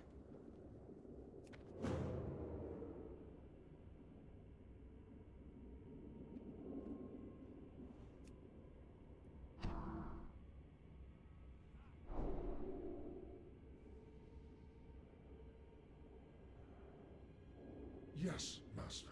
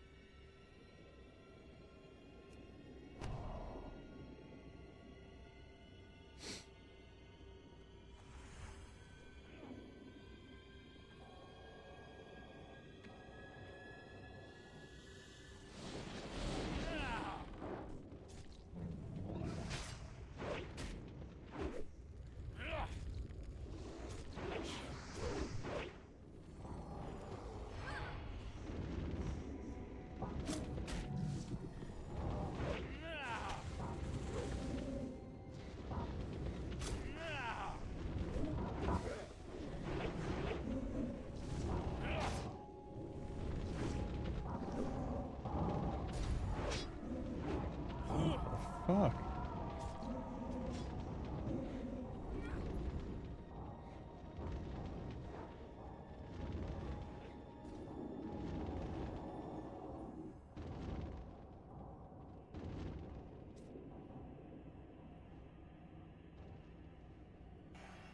I got killed by this slime. Nobody taunted it.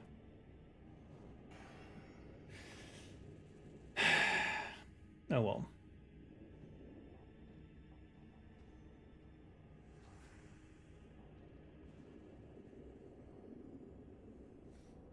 Anyways. Fascism, internet privacy rampage, and video game rights being missing, among many other things.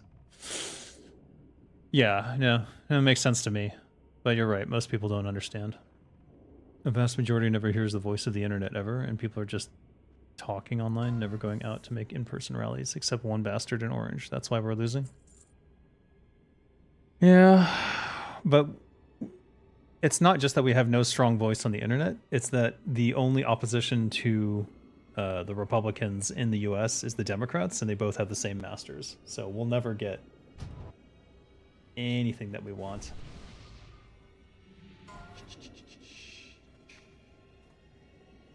Let me think here. Let's swap in badge, and let's rebuff.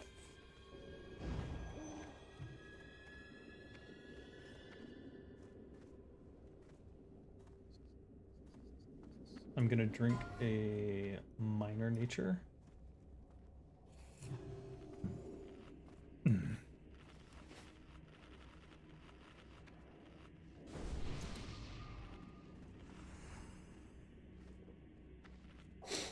gonna hold off on main consumes because I think 7 minutes... I think 5 minutes will be enough to kill Gluth.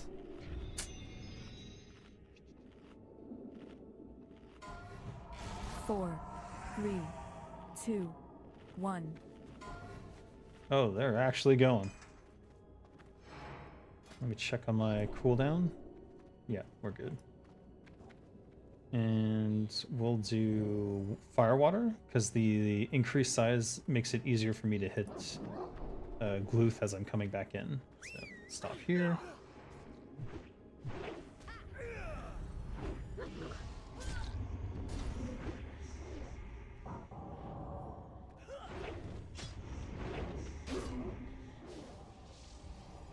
I'm waiting till he gets to the back wall before I go crazy. No tremor totem.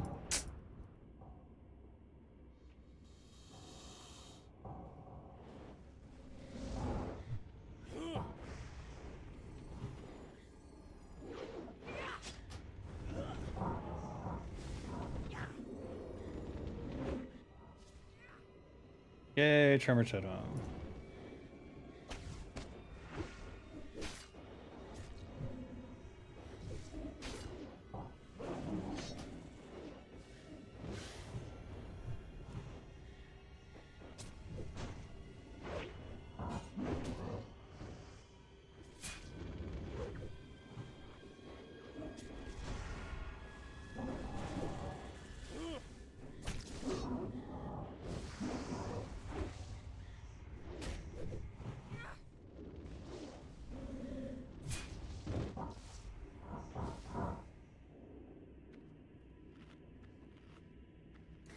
Okay, easy peasy. But Badge of the Swarm Guard did not go off, so that's super annoying.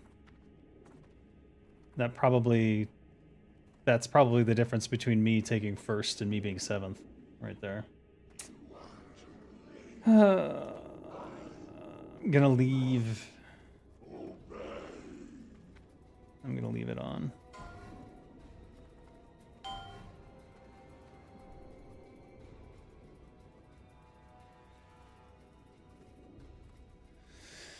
Okay, what? I'd argue that it's the liberals, actually, because whether you agree with liberal ideas or not, they are the opposite of fascism, and it's a very strong voice. No, they are not, but they're not actually liberal. They are neoliberals. They are shitlibs. They don't actually give a fuck about human rights. They use it as a cover for doing the same things that the Republicans do. And then when the Republicans go way to the right, the Democrats are just like, oh, we are powerless. We cannot do anything. And then when they have power, they change absolutely nothing. I have seen this pattern my entire fucking life. It was Bill Clinton who introduced the 1996 Telecommunications Act that allowed news media to be purchased by corporations, and that forever fucked us in terms of ever getting real legitimate information out of our news. And it was Obama who gave us a Republican healthcare plan. Like, it's such a joke. It's such a joke. The actual left are treated like vile monsters, and anything that is even slightly positive for the people is called socialism, as if like that ends the conversation. So it's insane. We're doomed.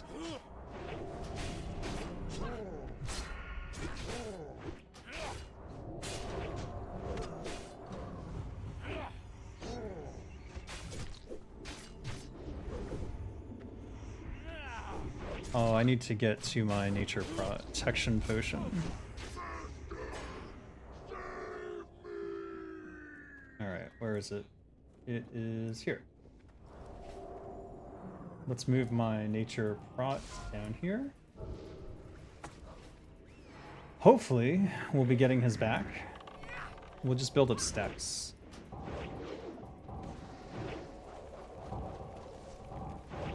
Negative is left, positive is right. Negative's left. Alright, we'll just go full ham here.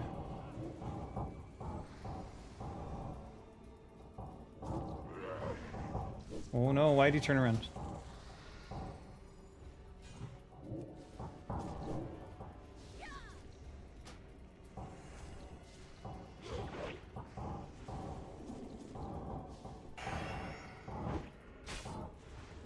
Still negative. Great.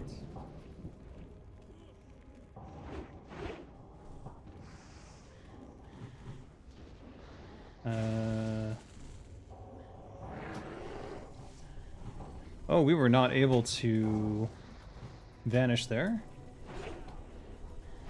Something happened. It looks like my vanish was not available. Alright, if it's positive, we move. Negative, stay here.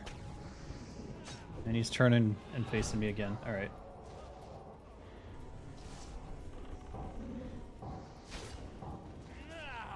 was that?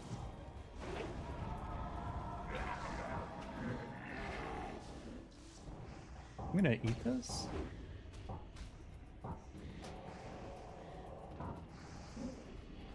We need to get to our slice and dice again. Still negative. He turned, yay!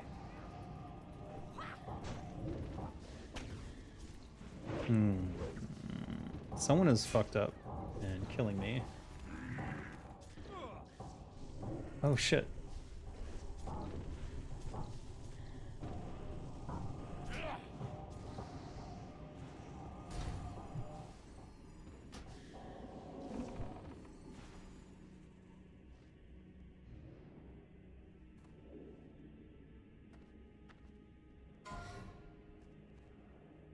Your security measures have failed. No, there's too many people here. See to this interruption immediately.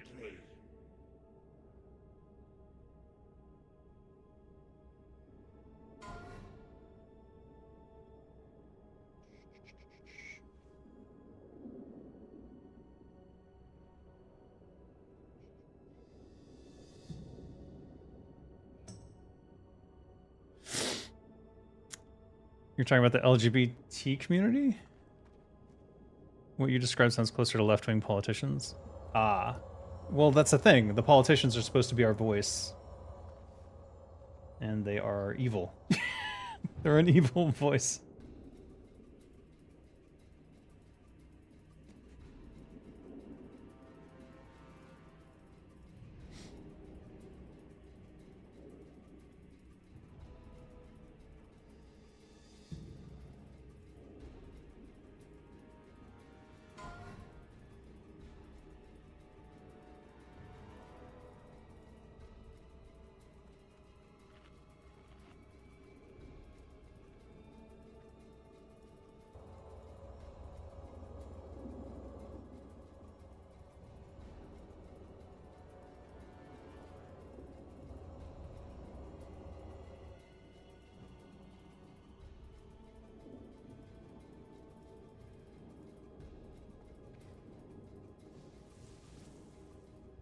It is an off-spec DPS roll.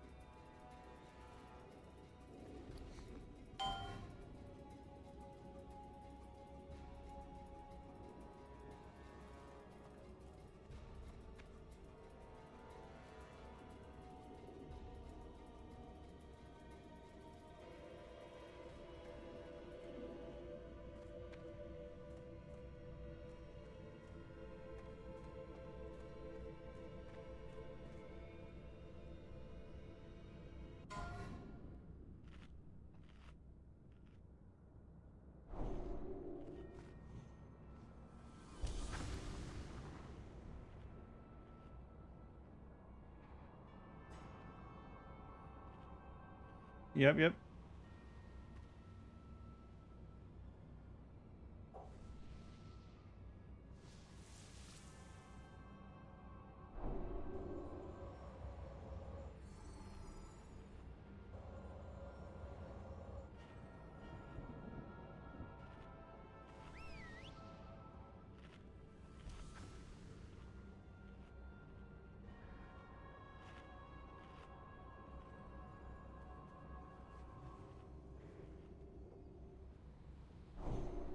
Anna, target who?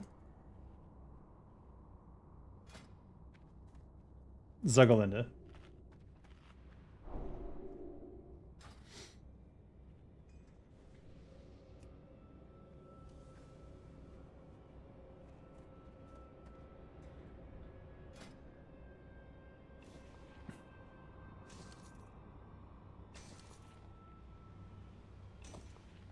Oh shit. I was not ready.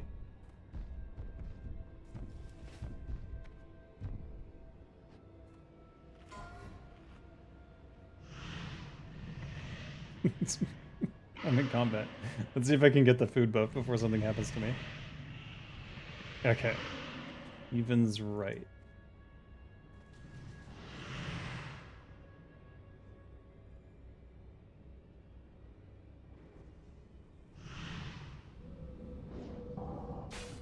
What have I got on here?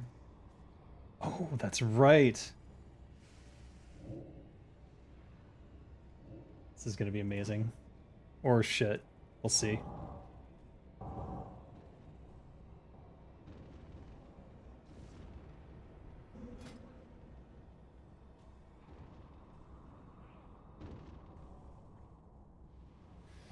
So what's the reflects for 5 seconds?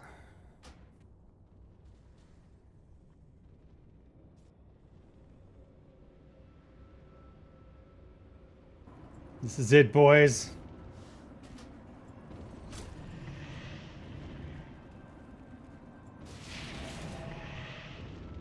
It did not work. Sorry.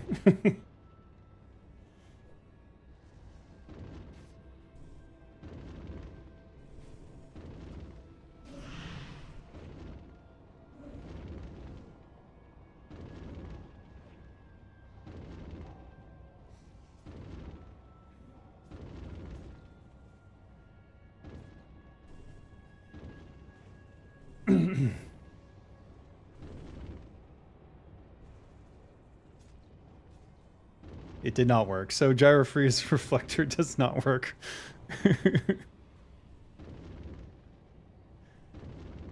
A lot.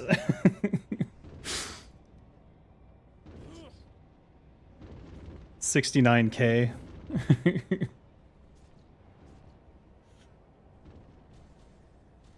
Yeah, that would have been awesome if it had worked, but well, whatever. I'll lose some parse for my experiment, but it was worth it for science. You've seen how connected they are, how much seemingly random YouTubers influence so many. Well, they're doing it on purpose. There are people who are paid literally to be the next Joe Rogan of the left, but they're not left. They're not leftists at all. They are shitlibs, and neoliberals and shitlibs are right-wingers who use identity politics as a shield and a weapon. And that's the problem. None of them are genuine. Like, Stephen Colbert was not genuine. He's not a legitimate person. He's a CIA psyop. AOC is a CIA psyop. It's ridiculous.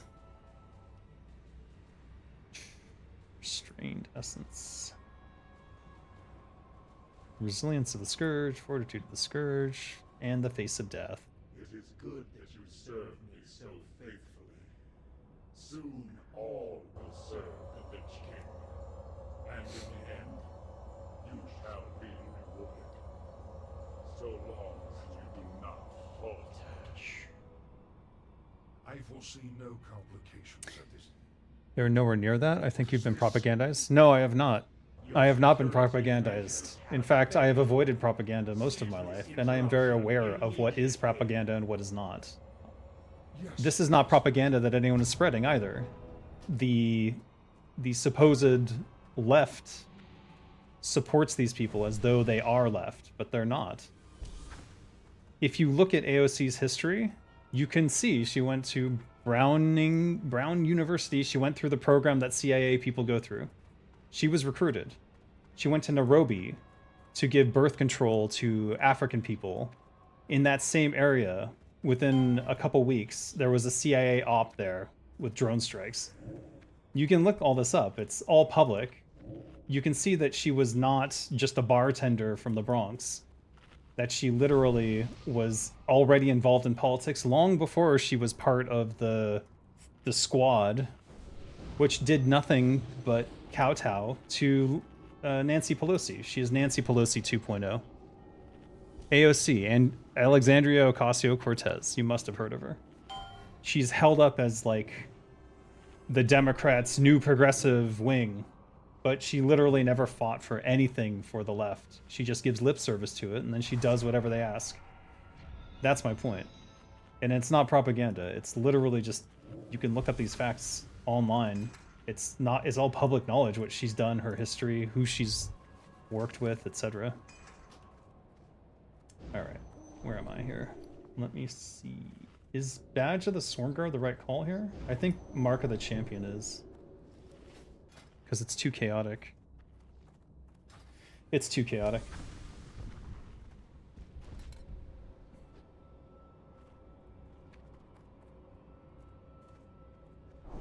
Let me double check here. Is it Deadly we want? Let's go with Deadly. I'm going to refresh my offhand too. And Firewater? We'll wait. We can choose later. It's better to go Juju Might here, because it doesn't grow you. None of the people I've talked about have discussed politics other than warning about bad incidents happening and how to survive. Nothing that is actually an activist. Yuko X, one topic. I don't know who these people are. Never heard of Red Clips. AOC is a literal politician, so if you're, I don't know what to tell you. She's the representative from New York.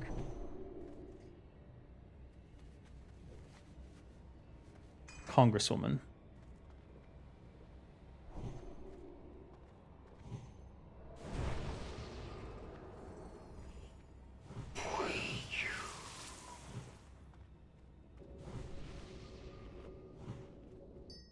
Let me double check my browser.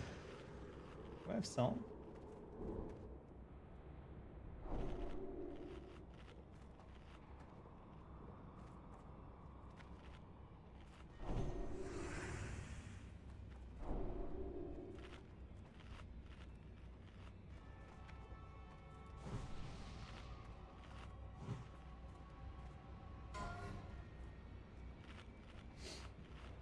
Alright, here we go. I'm gonna decide... Do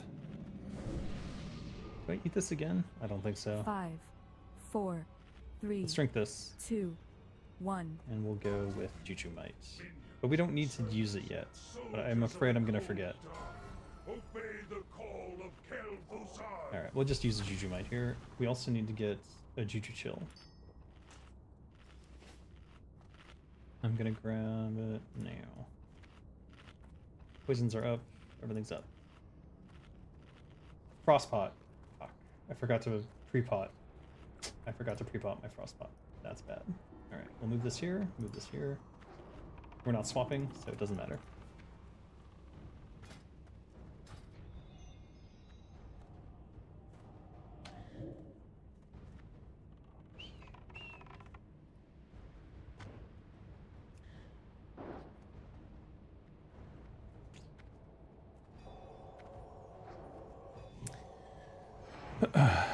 To see Designer Dave stud back at it again now in KT. Yep. You think a little thing like a double guild kick is gonna stop me from going to Naxx? Give me a break. I'm doing Kara 40 too. You'll see on Sunday. I started streaming last week. Last week's Kara 40. We got all the way to Medivh, so I finally heard my voice lines. Next week I'm hoping we'll down Medivh.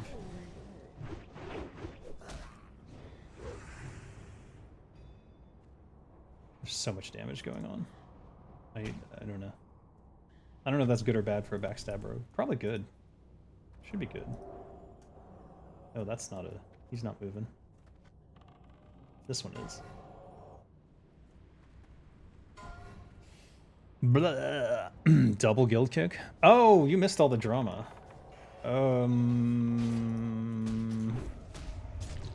So we're still deciding on what to do.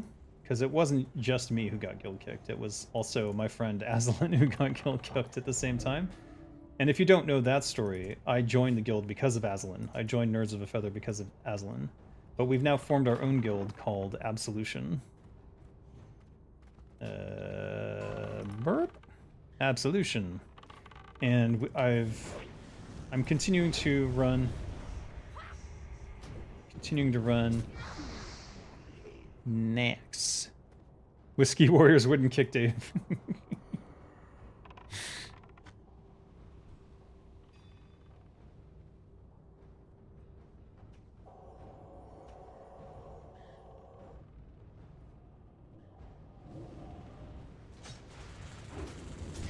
Okay, wait.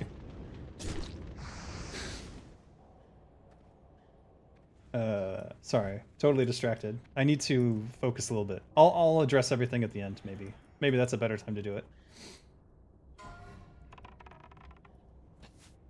Otherwise, I'll get overwhelmed here, and if I cause a wipe, I'll never forgive myself. Why did the nerds kick me? I will explain at the end, because it's a long fucking story and it's really irritating. So I don't want to get all worked up about it in the middle of trying to focus. No, not to keep you in suspense. I'm not trying to draw this out for drama or anything. It's just that if I fuck up their raid, I'll feel really bad.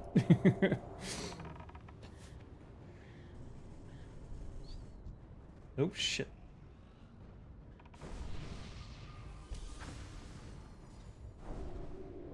Okay, that is not good.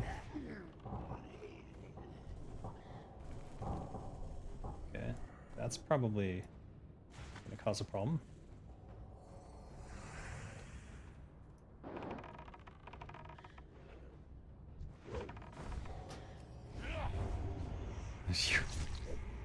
I need to focus.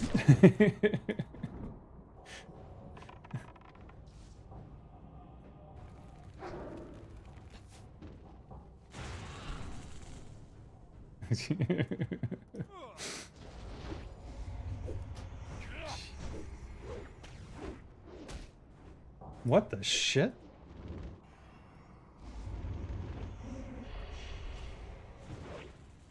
What? We got an extra A-bomb out of that. We definitely got extra A-bombs out of something. Someone must have accidentally...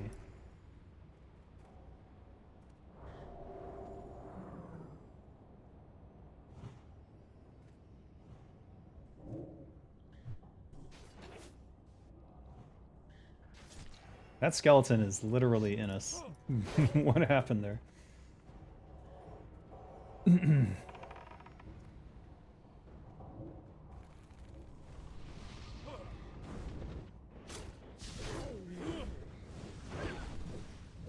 Okay, fuck.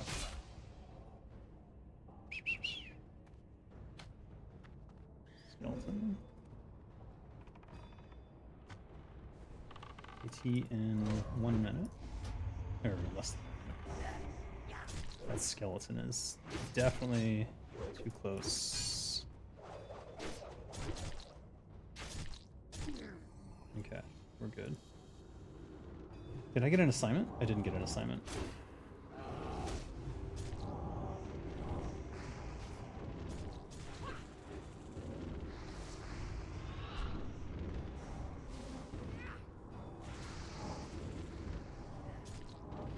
What the fuck?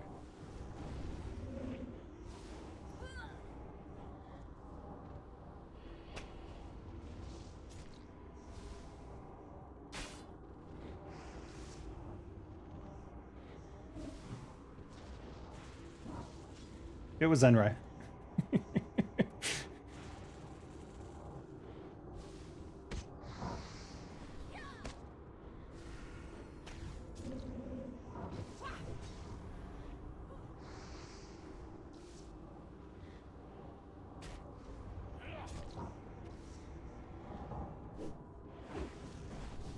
Cross pot up.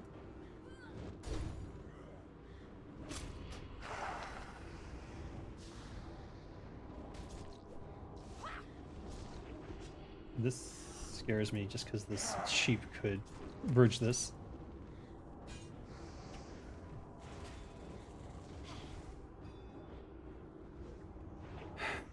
Okay. Alright, my slice and dice is down. That's not good. Alright. Melee. Leroy! Oh, fuck.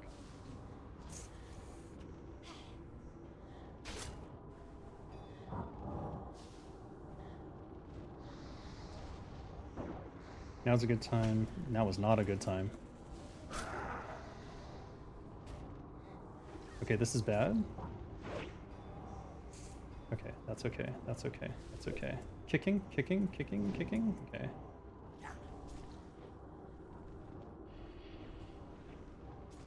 We got this. We got this. I don't have a pot.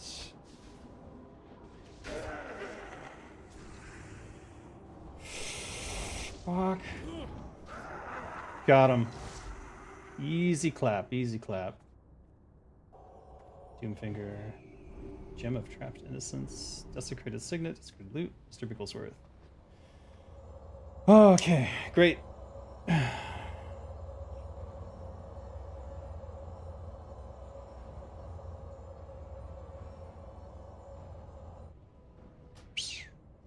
So look at that. With 34 people. All right, let's. Now I can talk about drama. Do I even want to talk about this shit? Yeah. Okay. I think I've been promising this for a while. Shit loot, yeah. No Gressel Dawn of Ruin, but what can we do? I would need 4 of them to drop, I think, to get one.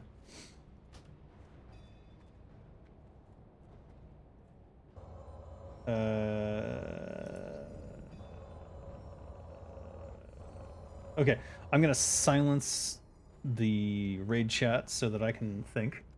And let's go into this fucking drama with nerds. So here's basically the rundown of events from my perspective. So bear in mind, obviously, I'm biased towards myself.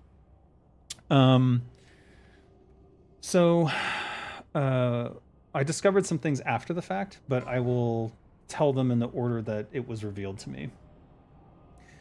Initially, what happened was that I was arguing with the officers of the guild about like getting nerds into things that people wanted. So what I did was I brokered. Well, first of all, our Kara 40 was not firing. Our Naxx was a coin flip. It was a 50-50 whether or not we would clear Naxx or not at that point. And it largely depended on who would come and whether or not people showed up, and a variety of other factors. But there's a large contingent of nerds who does not do their part in these raids. And so I was pushing for giving more information to people so that they would at least not have the excuse of not knowing what to do, which has always been a problem in nerds. So these conversations were ongoing for a while. And I was making them publicly known. I was stating things, and I was never attacking anyone. I was never saying this person doesn't do their stuff or that. And I was always trying to be constructive with my feedback. Like, we can do this. We can have a raid script so that people aren't rambling during Naxx and causing what should be a 1-day up to 3-hour event to become a 2-day 6-hour event, which is just a ridiculous waste of time for most people, myself included. I'm going to Thunder Bluff. Fuck yeah.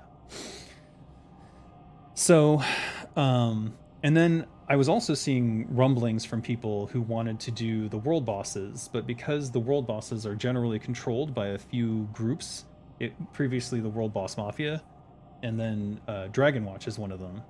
So I brokered a deal with Dragonwatch.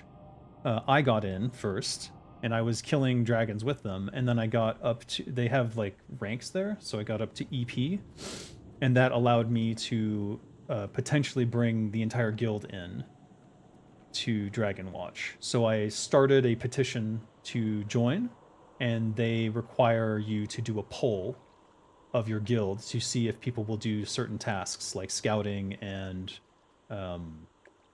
porting, having a warlock at the specific areas where these world bosses are spawned, and so forth. So I started the poll because I brokered the deal. And at the same time, I brokered another deal with a guild called Murder Mittens, who you might have seen last week, or was it 2 days ago, 3 days ago? It's my Tuesday, but it's probably your Monday.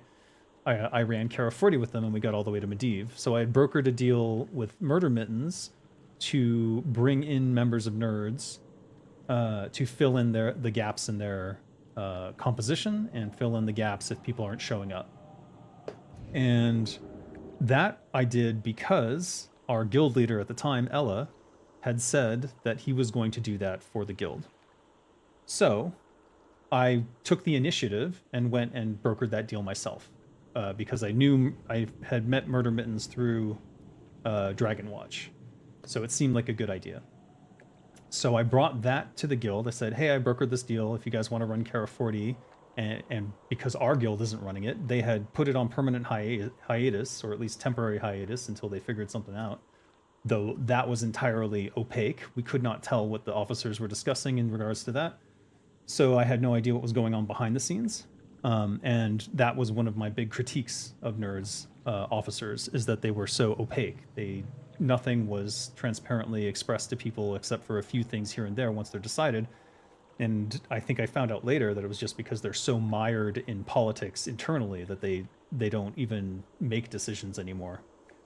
Or they seem incapable. Anyways, I brokered that deal, brought it to the guild. People were interested and wanted to join. And at the same time, then my poll that I put up for Dragon Watch got deleted. And I'm like, hey, why would you delete the poll? And they're like, oh, we already had a talk with Dragon Watch, or someone did, or Ella did, and decided that they were gatekeeping the world bosses, and we didn't want to be associated with that. I'm like, they're not gatekeeping the world bosses. They are literally just more efficient than everyone else, but they themselves are a conglomeration of different guilds. So if you can get your guild in, how is that gatekeeping? I've literally brokered the deal, and all we need to do is do the poll and show our interest. That's it, and we're in. And rather than, they had no response to that whatsoever. So I'm like, what are you doing? So I had a couple conversations with the officers, and Azalin escalated this to basically a workers' strike, which I wasn't sure about, but I let him take the lead on that part of it. But on my part, I was willing to run the raids. But before that occurred, I found out later. Okay, so here's the first G kick. I joined for their Naxx. I was still running Naxx with Nerds, and they were, Kisef, hey, thank you for the 20 memberships. I don't know that I can read all those names right now. I don't want to lose my train of thought, so let me get through this, and then we'll go congratulate everyone. A paladin did take the Kiss of the Spider. I'll get to that. That's older news. That's just because their SR system, and so it was the previous guild leader who had taken the Kiss of the Spider from me, it basically delayed me getting Kiss of the Spider for a long time. It didn't drop for another like 10 Naxxes. But anyways, that's ancient history. I don't even care about that necessarily. That's just the problem with a loot system in which anyone can SR anything. Anyways, so there were other issues before, but they were things that I could tolerate because I knew that given enough time, I would win. I would get everything that I needed. But so the first G kick came. The problem was they moved the raids so that they were earlier in my day. So they start at 6 in the morning, and that's a struggle. So I mark myself as joining late and tentative to all the raids at that point. But I came late to the Naxx raid. They were wiping on patchwork. So I joined for their second attempt. While I'm in the second attempt, I'm having a conversation in their Discord about how I find the behaviors of the officers to be tyrannical. Because my poll got deleted. They weren't agreeing to do the Kara 40 thing, which was something that the leader of the guild had said that he would broker himself, and I just took the initiative and did it for them. I'm like, I'm just doing the work for you to get everyone what they want. And there's a large contingent of people who want these things, and you are preventing these things from happening. So, at that point, in the Naxx raid, as we're about to do patchwork, I'm like literally distracting patchwork to keep him in place so that the warriors can pull. G-kick. I'm kicked out of the Discord, so suddenly I lose comms, and I realize I'm not in the guild anymore, but I'm still in the raid. So I type to the raid, hey guys, I'm still willing to run the rest of Naxx with you, but I don't have access to comms, so you'll have to communicate through raid chat. I just took it in stride. I'm like, what the fuck? I think I started with what the actual fuck, but then I just was like, okay, if that's what it's gonna be, fine. But I still want to get this Naxx done because I'm already here. And at this point, because of all the drama, I wasn't streaming any of these events. In retrospect, maybe I should have, because it's even more shocking to have the video footage and go, look what you fucking did.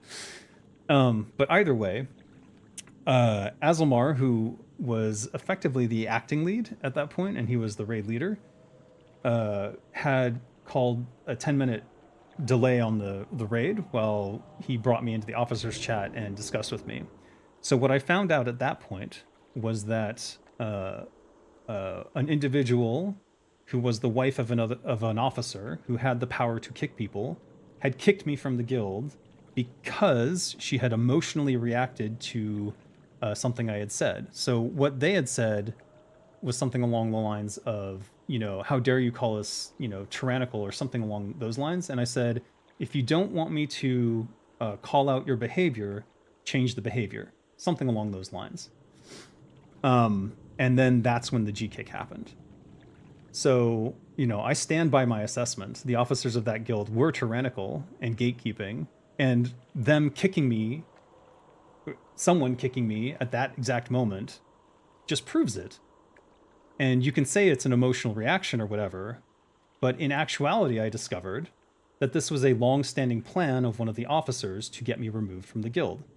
So, another officer of the guild apparently hated me so much for the past year that they had been whispering in the ear, I call him Wormtongue, he had been whispering in the ear of the other officers and the lead, Faye previously, to get me kicked out. At one point, there was a whole conversation about gnome lore, and in gnome lore, the gnomes don't have souls because they're robots cursed with flesh.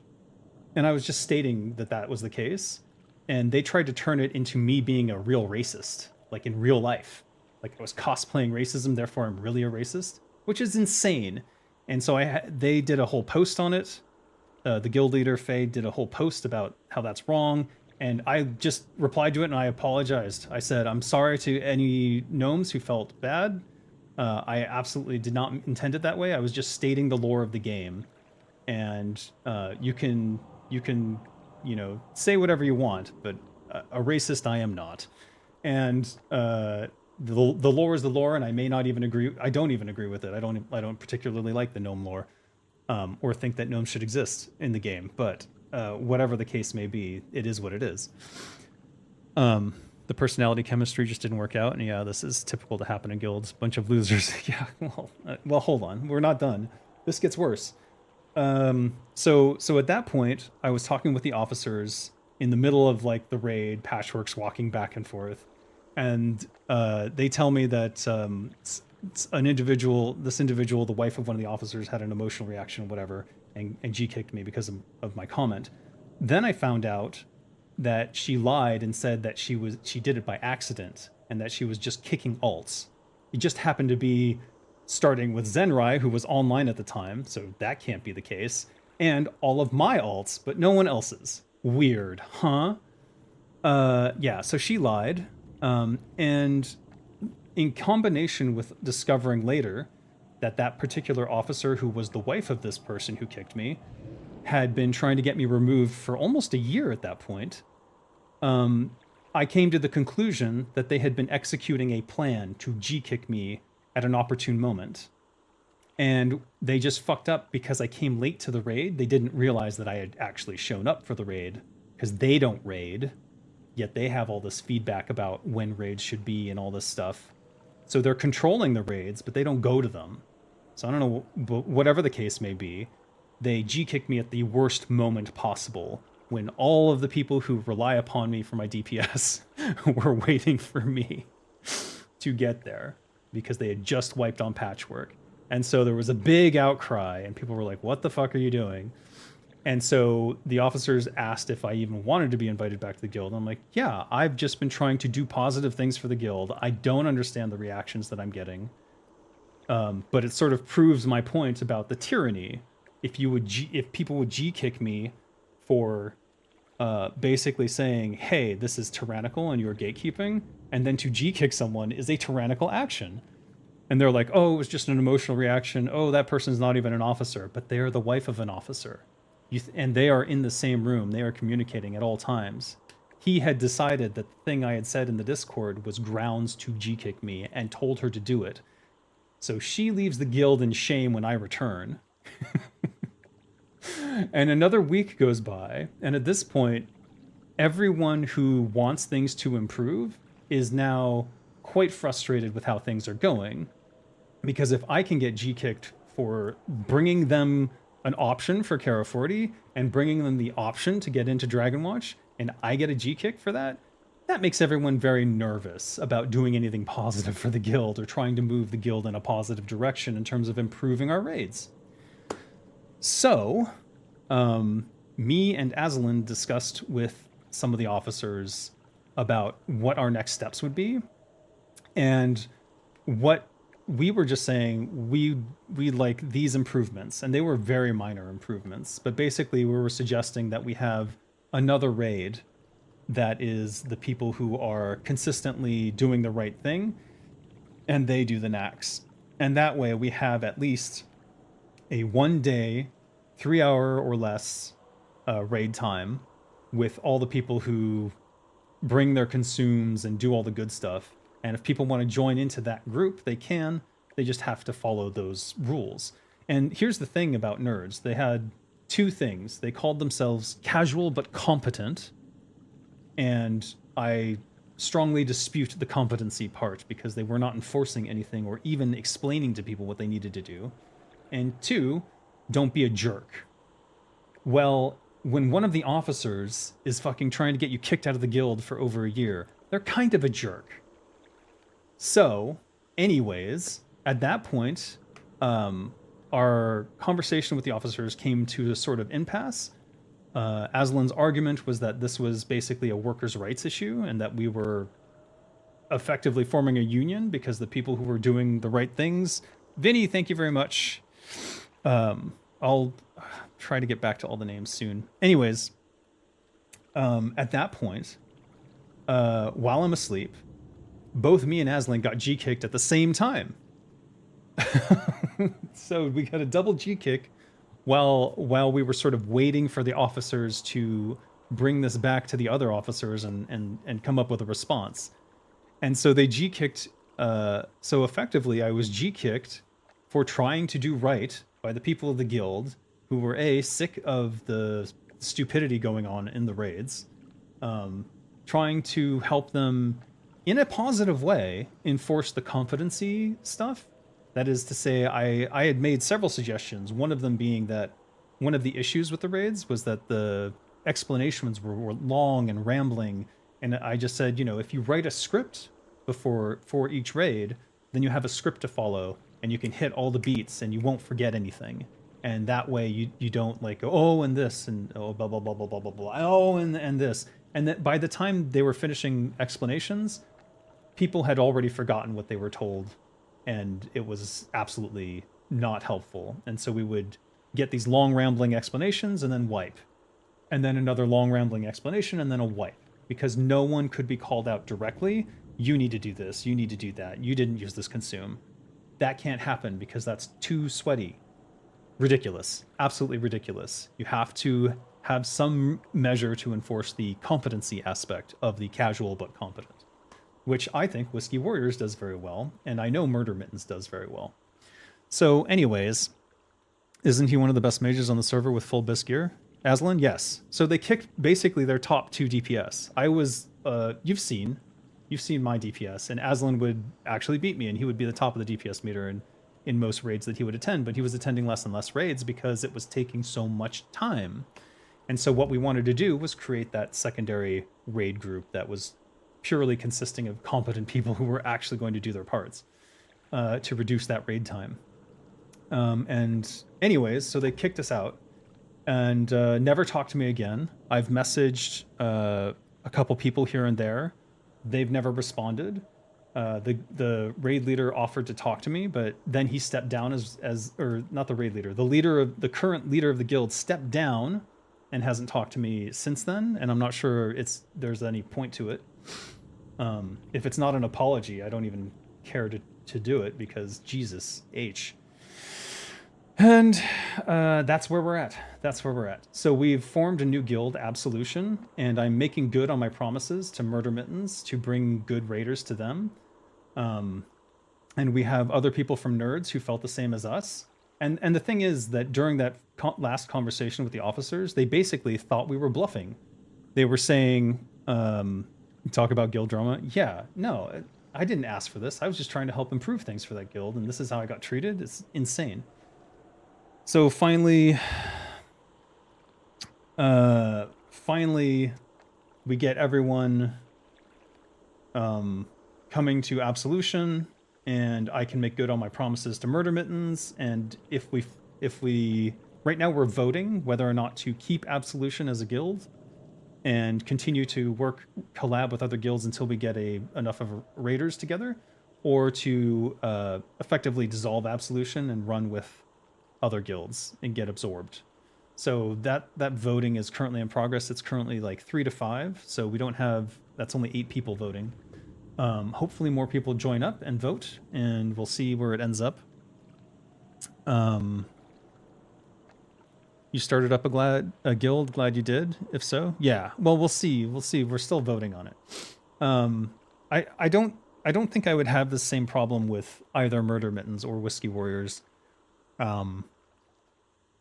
So we'll see what happens, how the voting goes. But if enough people are committed to having our own guild, I'll continue to collab with the other guilds to have ways for us to do Naxx and Kara 40 while we get up to 40 rating members, or 40 plus ideally. And yeah, that's where we're at. I don't really have any ill will towards Nerds, except for a specific couple people who really stabbed me in the back and refused to talk to my face. And they're free to talk to me and to resolve any lingering issues there if they would like. But otherwise, I've sort of moved on. Because as much as I liked Nerds as a guild, they were unable to follow their own rules of not being a jerk. And the competent side of the casual but competent in terms of rating. So, yeah. Anyways, I had good times with them, and I hope that anyone from Nerds feels free to join us at Absolution. With bearing in mind that if you do decide to come to raids with us, that we do enforce the competent side of things. We expect you to have consumes, we expect you to do your part, whatever that may be. And Murder Mittens has the same style. So if you do come to do Kara 40, stream got posted in off general, so wanted to snipe and see myself on stream. So anyways, that's what's been going on. And that's why I wasn't streaming as much, is because I didn't want to stream the drama while it was taking place, because I knew it would exacerbate feelings. But once I was double G-kicked twice in a week, there's really nothing holding me back from just telling you everything. And now I've told you all of that. I will make a clip of this so that I can point to that clip and not have to explain it every time, because people are going to ask. But for now, if you're interested in joining Absolution, if you're in Nerds and you're interested in joining Absolution, feel free to message me or Aslan. And yeah, we're happy to have you on board. What is this? And yeah, that's it. That's the drama. All right, let me catch up on everything. Can you give us your best Nerds? Nerds! Very professional of you. Yeah, unlike a certain 20-year-old first, second generation. Okay, well, we're not gonna, I don't want to talk about. Okay. Kiss up. Thank you for the 20 gifted membership. Cardinals Raw, Techno Gatsby, a Moth again, Venom, Leon, Vault, Gamer, Thomas and Telson, Tyran, Duton 1, Sweppa, Ross, Soliloquy of Chaos, Avian, Fernando, The Hell and Will, Ilya Demidov, Asterix, Siggity Butts, Christian Stoyanov, And Vinny, thank you for the 2. Marky Mark and Enormous. Hey, Marky Mark. Nice one. That's a Whiskey Words. Thank you guys for the subs, and everyone be sure to thank Kissef and Vinny when you get the chance. Jig says, sounds like shit lazy leadership with no vision, but at the same time refuse to give up any power because their egos can't handle it. It was a lot about control and power, yeah, and that was the problem. Notice there was a problem the moment you started trying to develop a direction for the guild. Well, yeah, I was trying to help them get what they wanted, because they wanted shorter raid times, and there were people who wanted to be in Dragonwatch. So I was trying to help them get the things they needed. And if it didn't come from them, they were mad. They would get mad. And I don't know, I can't even tell you what was going on behind the scenes because they were so opaque. I couldn't, there was no understanding.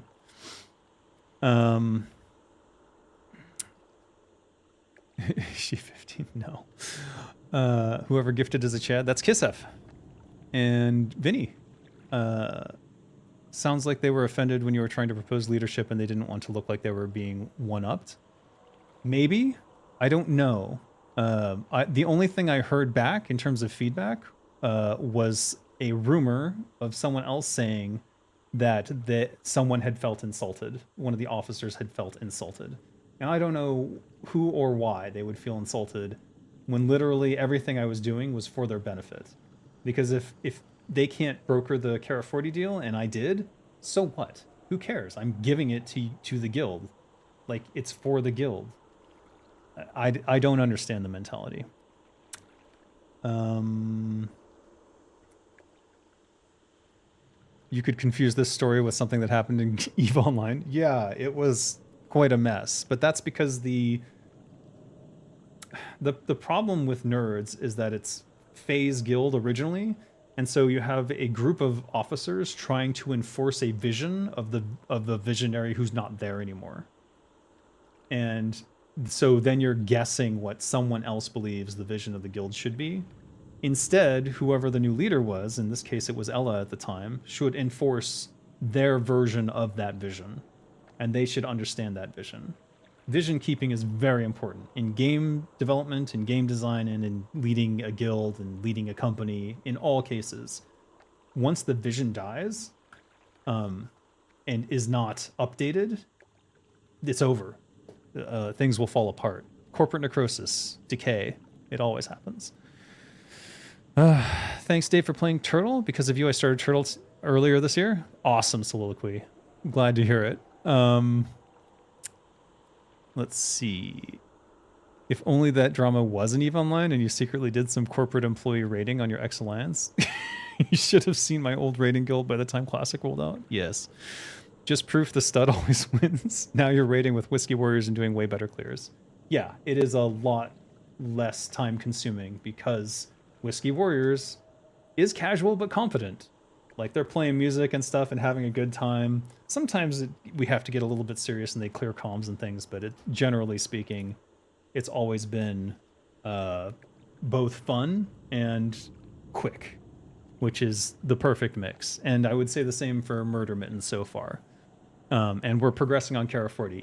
Each week that I've done Kara 40, I've done 3 Kara 40s with them now.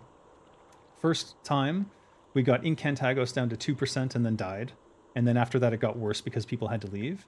Second time, we got Incantagos down and the Arcane... What's the Arcane boss's name? I don't know. Anyways, we downed both. But it took us the whole 3 hours to do all 3. And then this last time, we got to Medivh. And we got close to killing Medivh 1 time. And I think it's just people not having the right pots or something along those lines. I'm not sure exactly. Or having the wrong bigwigs. And I think next time we will down Medivh. But I finally heard my voice lines, which was exciting. I was more talking 2 guild kicks, but this is definitely an ego trip. Yeah. The first guild kick was pretty whack. I guess we're dancing here. We need to stick together in retail. There's no raids. Shadowlands sucks. Let's play classic WoW for a bit. Nah, G kick everyone. Also, your mindset of competent is tryhard, which can be elitist if ever enforced, but completely valid as a type of guild. Just be aware that this kind of tryharding comes with this risk. I don't think that's true. I think competent, when it comes to a raid that is tuned for everyone doing their part, just means bringing all your consumes and doing your rotations correctly. It doesn't, like, the extra... The try-hard part is where I do things where I go above and beyond and I try stupid shit sometimes. Only when I know it won't wipe us, that is to say. Like, for example, today I wanted to try the Gyro Freeze Ice Reflector on Sapphiron to see if I could reflect his damage. You cannot. But it would have been amazing if you could. So it was, to me, it was worth the risk. And I knew it wouldn't wipe the raid or anything. So, to me, that's the try-hard aspect. So maybe I am try-hard, but I don't think the competency, enforcing competency, I don't think is very try-hard. Because if you can't do the raid without the competency, then you can't do the raid and you shouldn't even be raiding, right? Like if you can't do something, but you try anyways, without the goal of becoming competent, what's the point? ZG. Sure. You said it can be elitist, not that it is. Right, it can end up elitist. You can banish it? The ice block attack? No. I was trying to do the reflector. It did not work out. You cannot reflect the giant mass AoE back at Sapphiron. It does not work. So now you know. Now we all know.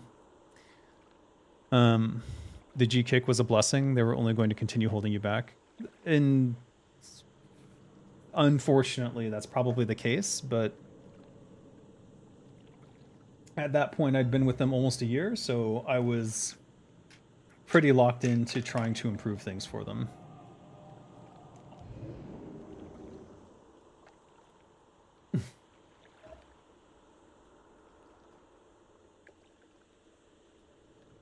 Do they have summons? That's a question. No, no summons. That's rough. Let me see here. I can port Gromgall.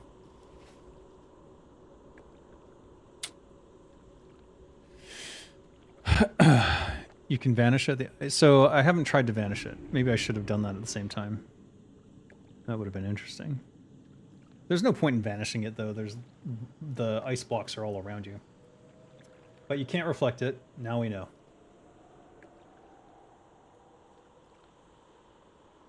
Anyways, that's all the drama. Mistreating one of your best players is stupidity. You can't run a progression guild doing something like that. I know. That's the thing. Some of the officers were of the mindset... Hello? Whoa, that was weird lag. Some of the officers were of the mindset that they would rather than risk the atmosphere of the guild with a little bit of competence enforcement. I'm not going to call it sweatiness because it's not sweaty. They'd rather not raid at all. And so they're probably headed towards that right now. You can hit Saf in the air. At least you could in Classic. Yeah, no, you can hit him. No, I'm not talking about that. I'm talking about reflecting his damage back at him. So that's why I was standing out there and DPSing him and waiting for the ball to drop. But yeah, I was mistreated. And what I came to realize after getting out of nerds, or well, being forced out of nerds, was that it was an abusive environment. The officers were the abusers in this case, because they were gatekeeping and pushing down anyone who would try to step up. And all of my conversations with them about improving things would end with the phrase, "This is not a democracy." And which I guess was their way of saying, we don't want to improve. We don't want to make our guild better. We want to keep it exactly the way it is. Which was, to me, a cabal of tyrannical dictators. Clicks within clicks. Hate that crap. Yeah, exactly. There's an Oceanic guild like that called Turtleheads. They're casual but loaded with drama because no one enforces the standards, but it's extremely passive-aggressive due to frustration. Yes. I mean, when you get G-kicked out of the blue in the middle of a raid, there's a lot of passive-aggressive behavior going on. I'll say that my introduction to the guild was not much better. I don't know if you remember, but it is actually on stream. But Aslan had invited me to join them for AQ40, but I was not a member of the guild yet. I was still in Blackwing Guard, which is a whole other drama thing. You know, maybe I'm the problem. I should consider that. I'm definitely problematic when it comes to when I perceive abuse or when I believe abuse or tyrannical behaviors are going on.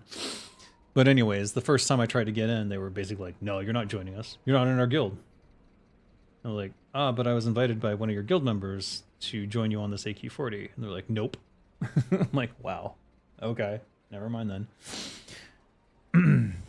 Imagine G-kicking the guy who did the voice lines for the raid you're doing. Right. Now every time they go to Kara 40, they have to hear my voice. I will be haunting them for the rest of their days playing the game. Comedy gold.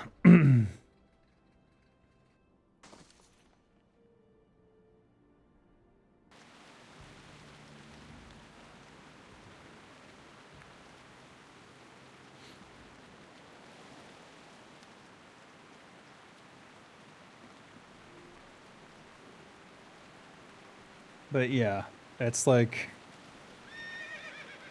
I don't understand the mentality. Well, no, I understand exactly what happened. They believed they were enforcing a vision that they weren't actually enforcing. They thought that they knew the way to be casual but competent, but they refused to do the competent part. And that's the area where I saw so much room for improvement, and I tried. I tried my hardest. Like, brokering deals with like Dragon Watch and finding a Kara 40 guild that has a similar vibe. I mean, a lot of luck was involved with that, but that's not easy to do necessarily. Did I get any support from other guildies? Well, Aslan, obviously, and we have a number of other guildies. I think Absolution has got 10 members now? 8 to 10. Former nerds now. So nerds basically shot themselves in the balls with this stupidity. And I couldn't even tell you why, because the cabal of officers is so opaque that I have no idea what the hell they were thinking internally. They won't talk to me. I thought I was friends with their new guild leader, but he's not speaking to me. That's up to him. Like, can't force people to talk to you. Oh. What the hell? Oh, don't get off me. You hurt their feels? You stepped up while they were flailing? I mean, maybe. But... oh, shit. Where are they? Looks like they went this way? No, just look at the map. Yep. I've got 1 minute on all my consumes. Well, clearly I need that.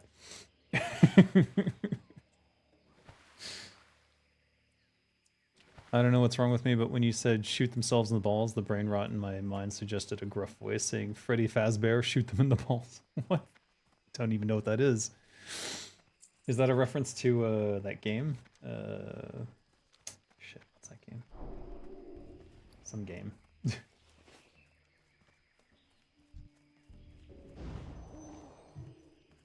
It's like living in 1984, pure fear in the air and no clue what's going on, but a feeling of being hunted by the officer clique.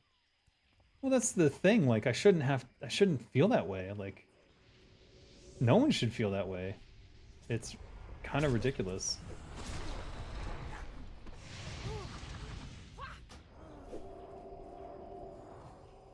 And by kind of, I mean absolutely insane. But that's what I mean by saying that they were abusive.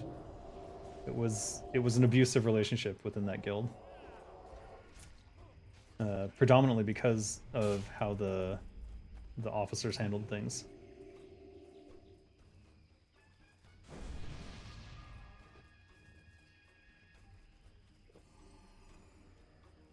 What is going on? Taking all this rune cloth. Fuck yeah.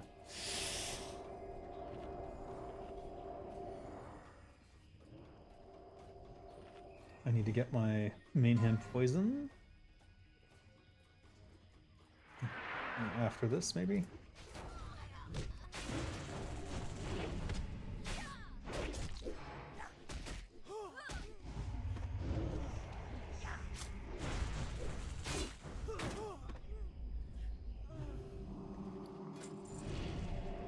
I need to join their comms, though. I have my comms turned off, that's why.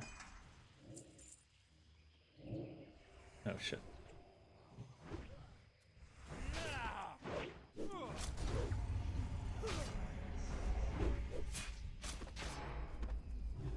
There we go. What? Am I on the wrong channel? Did they move to another one?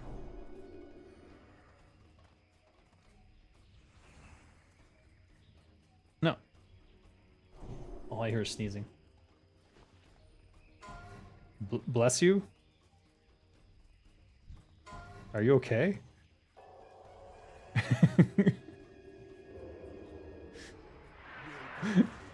What the fuck?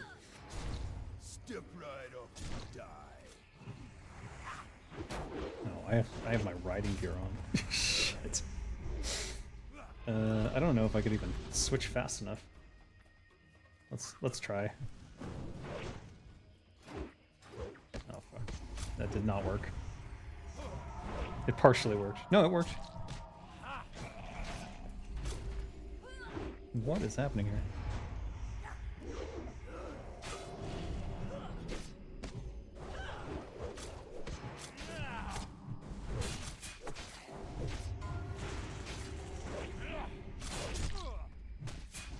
Oh, I need to kill the shades.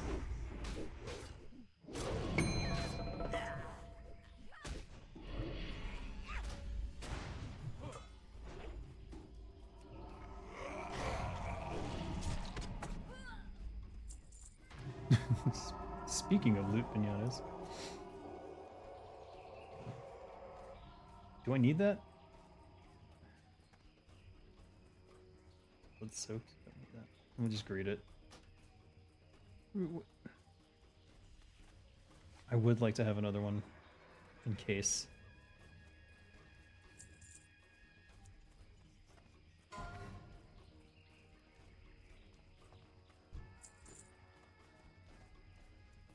What did other people do? Did they roll need?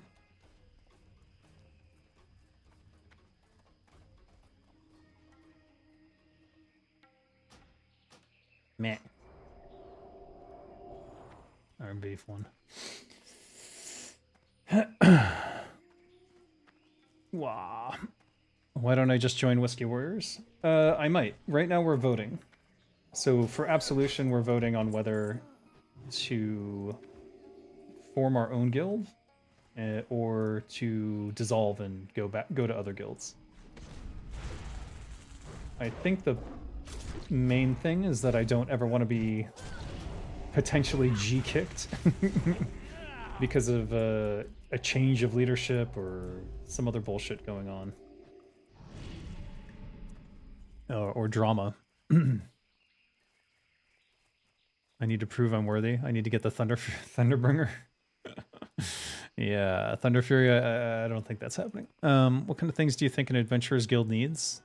You got a field, a bardic stage, and theater, rooms, bathrooms, separate showering. What?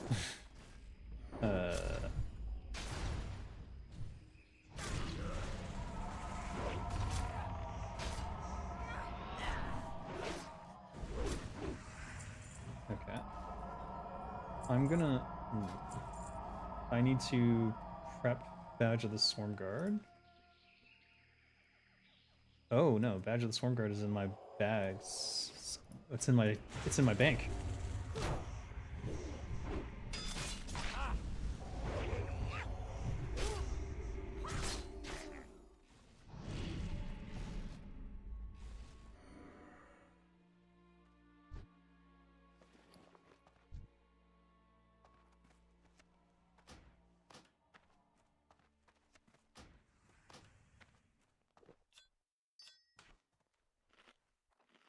I need to get Badge of the Swarm Guard out of my bank. Oof. Where is the dildo? There you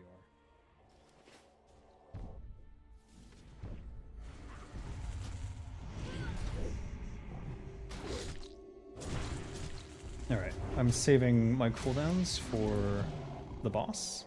I want to have everything up for that.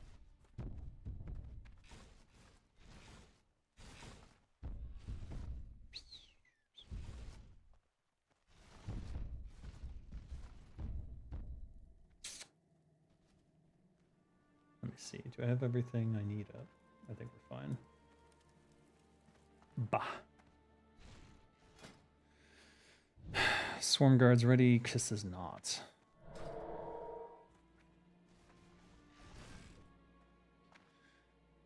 Making a map of an adventurer's guild building? Oh, yeah. Oh, it depends on the guild. Like, if it's a necromancer's guild, then that's going to be a different thing. Like an adventurer's guild, yeah. Let me think. What would an adventurer's guild need? They need a beer hall and storage for all the beer. Your priestess calls upon your might.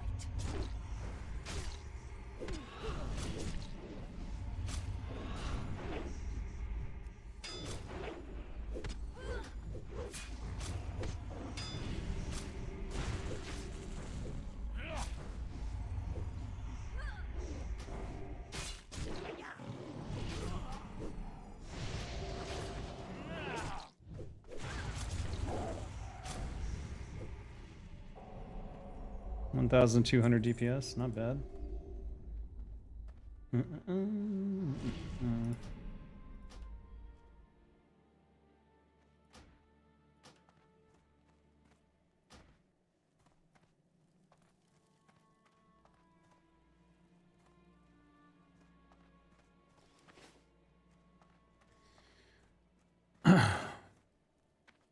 Yeah, storage and kitchen.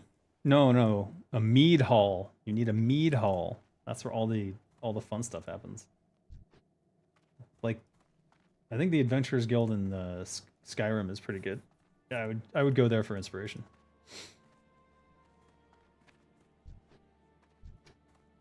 Kind of miss skinning. Huh.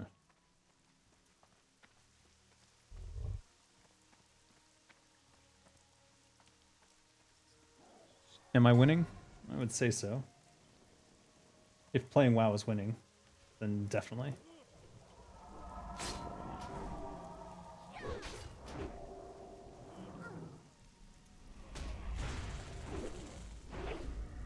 What do you think about the rogue changes on the next patch? I don't think about them too much yet. Because until we experience them, it's kind of just all theory. But I think combat will maintain its dominance, but subtlety will at least have now. Both subtlety and assassination will have legitimate specs that are very useful in different situations. Like right now,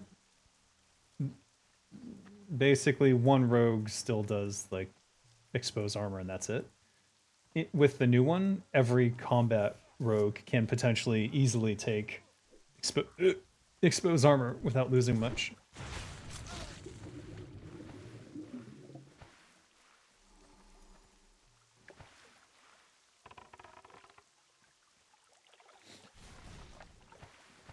Whoa.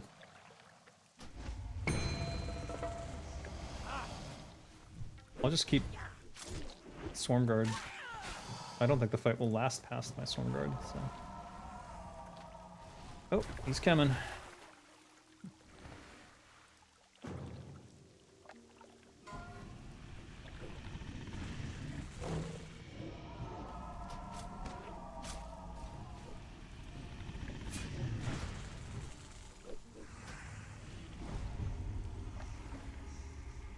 The problem is I can't tell. Shit.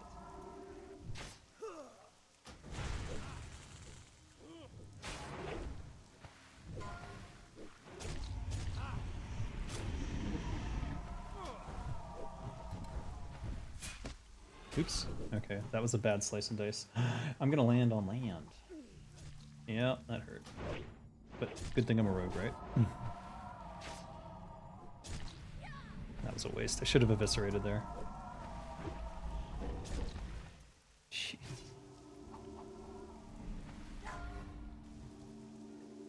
Yeah.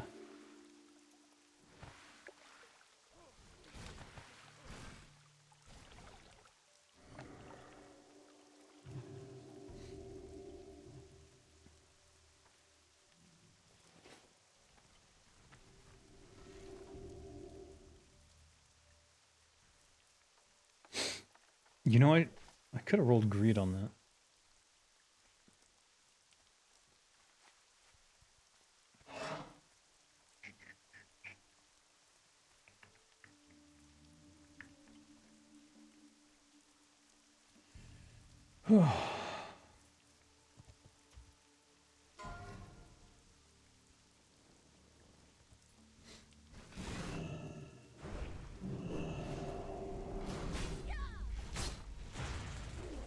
Oof.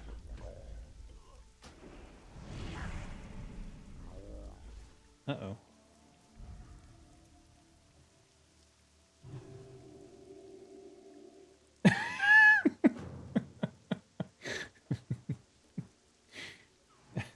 I saw it coming. There's nothing I could do.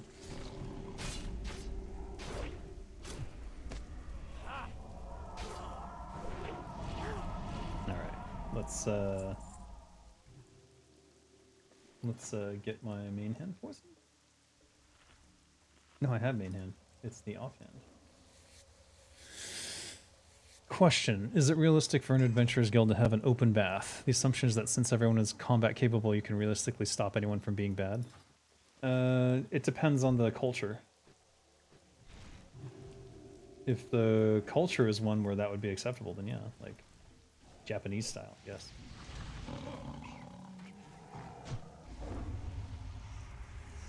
I did not get that slice and dice off. That's unfortunate. Yeah.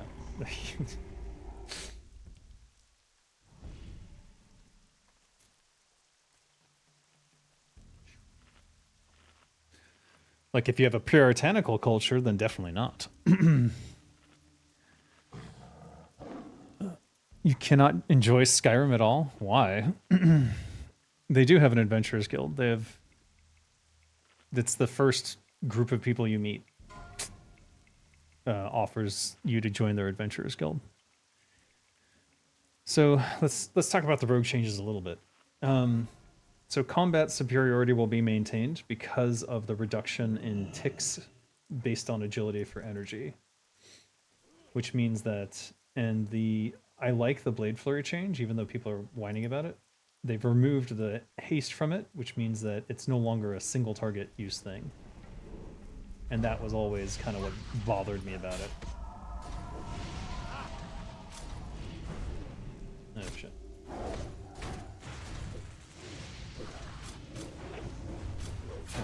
I just need to make sure that I'm on... Nope, where's Zath? There, that one.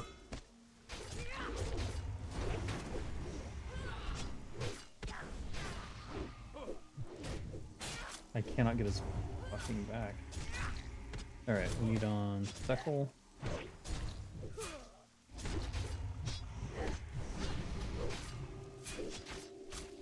Uh-oh.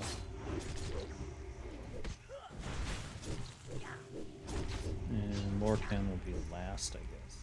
Oh, they all died at the same time. Oh, run over here.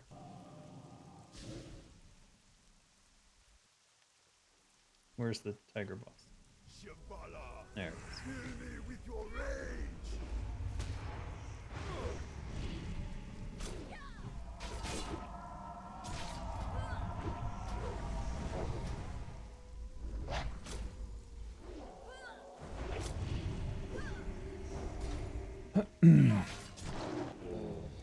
Wow. Betrayer's boots. Yeah, right.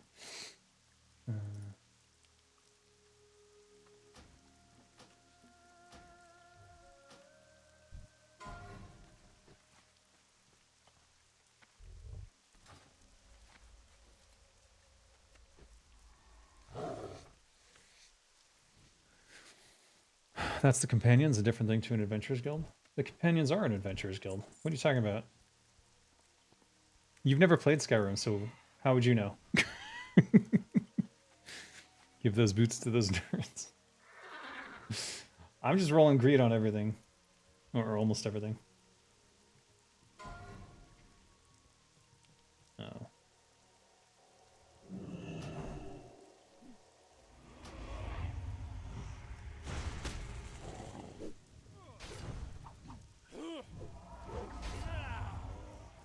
Oh no.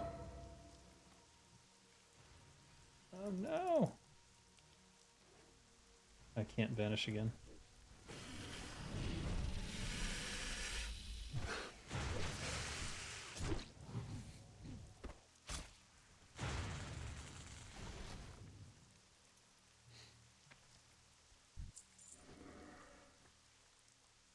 Oof, oof, oof.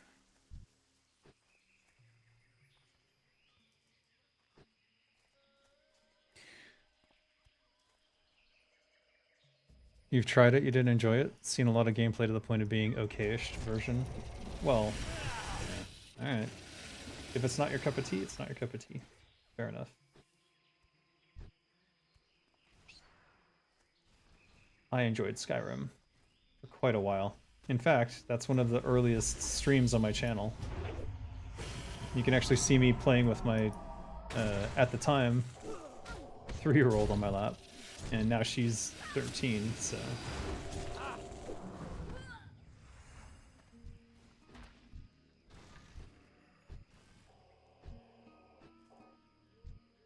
I need those aquamarines.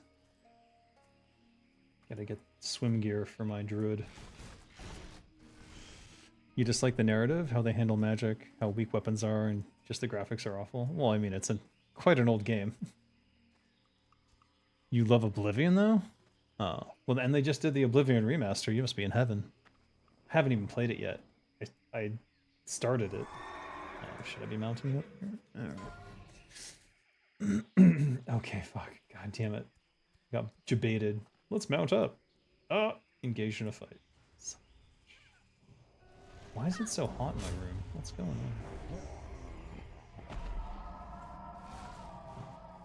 on? Oh, I see.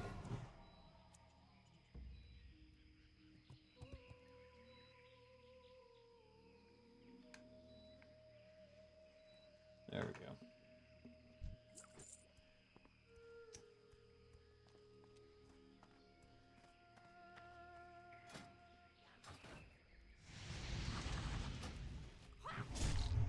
Wait, I need to...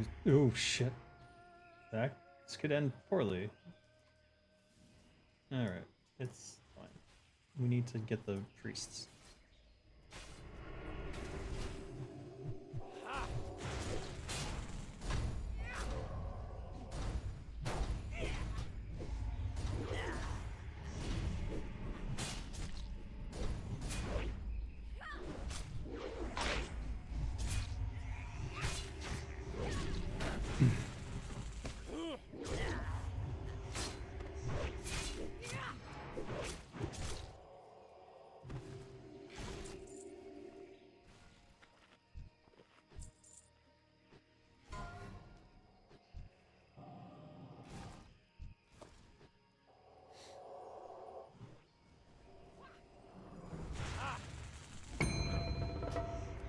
Oh Hello.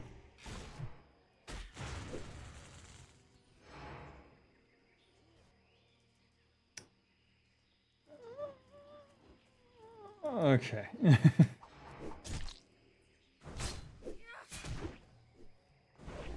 Magic. I have magic.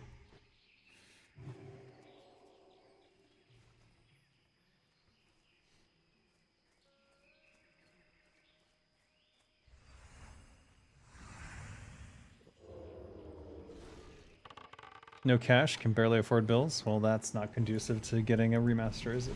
Since they charge $70 for them.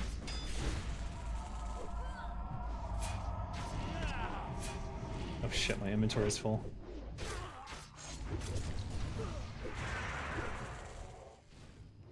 Alright, well, let's do this.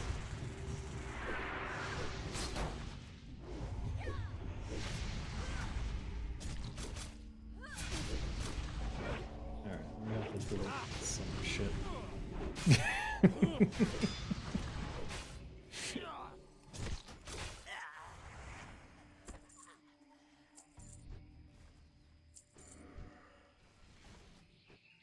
Nothing like hearing bong hits.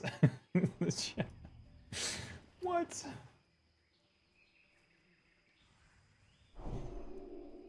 Need to keep at least one stack of oranges. The companions are kind of like your old guild, has an inner circle of furries who betrayed their forebears because they were too weak-minded and got pulled by a hag-raven? Yeah, well, you know.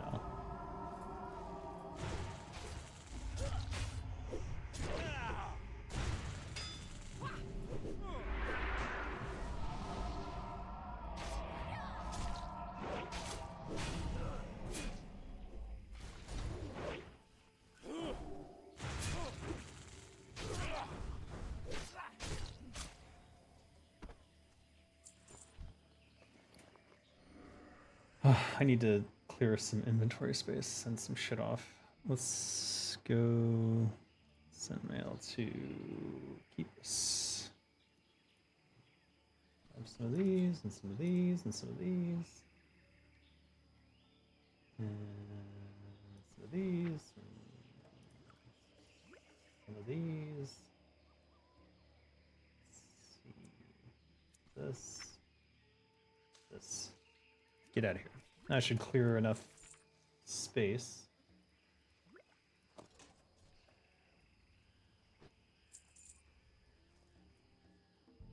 Alright, our main hand needs to be refreshed.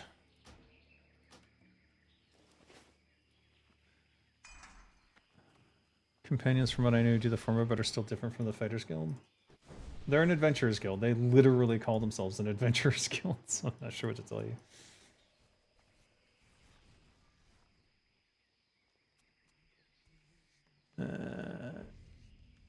Fighters Guild is more a mercenary company. Adventurers Guild is weird in that it mainly exists to wrangle adventurers to have standards applied to them, keeping them free-spirited.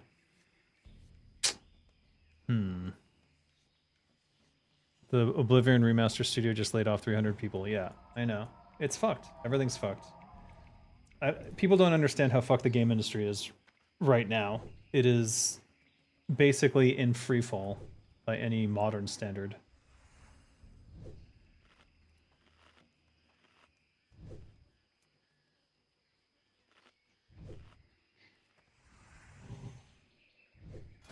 Alright, we've got everything we need. And all on both of these are up. I'll feed your souls to Hakar himself. Alright, where are we tanking? Where is this being tanked? Here?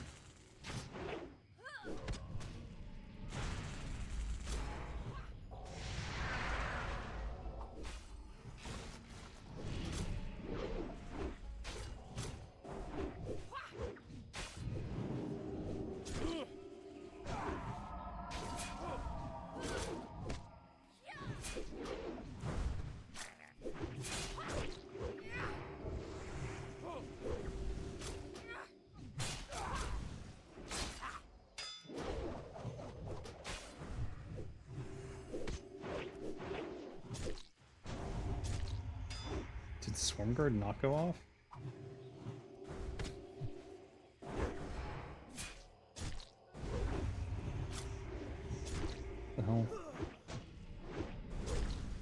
Did I miss Swarm Guard?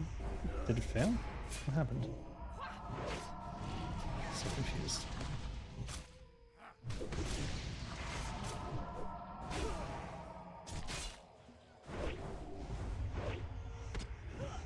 Alright, I'm not keeping Slice and Dice up like I should be, but no, I'm freaking out.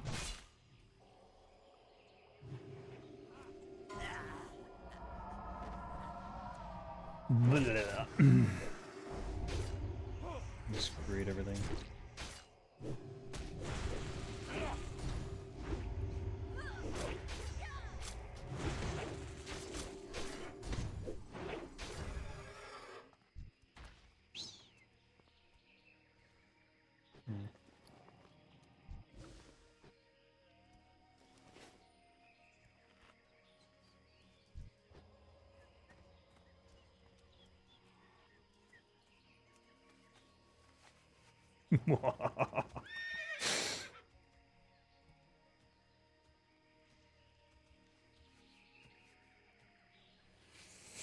Nope.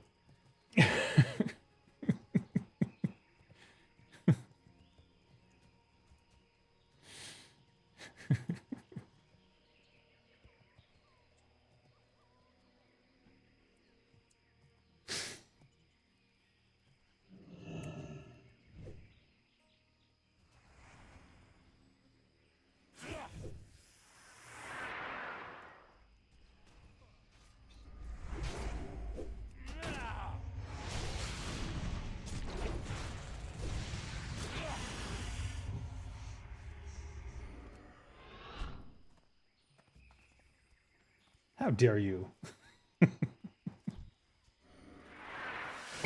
No, but shut up.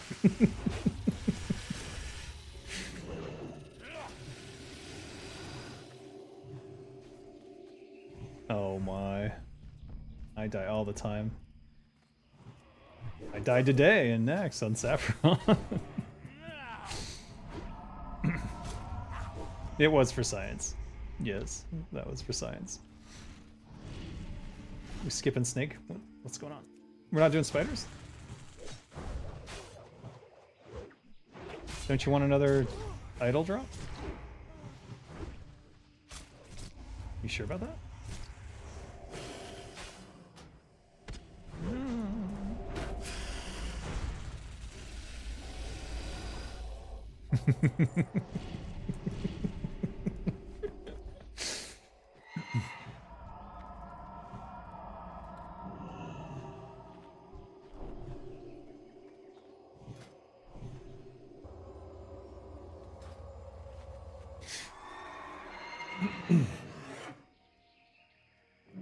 Ross Scott Stop Killing Games has been making good progress. Yes, it's done now, isn't it? Today's the last day. Today's the last day to sign.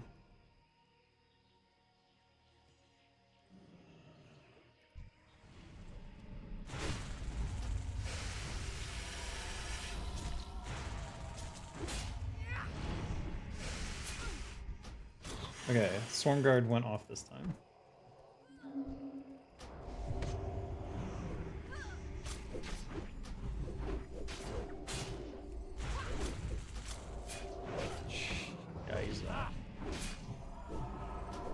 I'm not even gonna bother.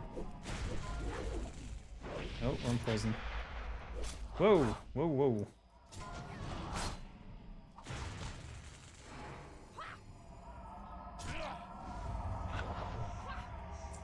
Sheesh.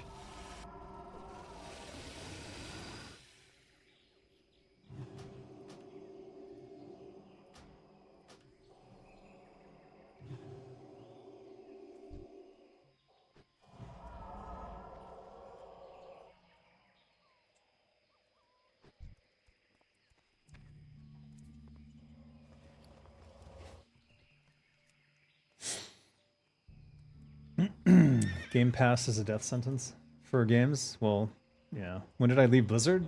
Over like 20 years ago. Oh shit. Oh shit.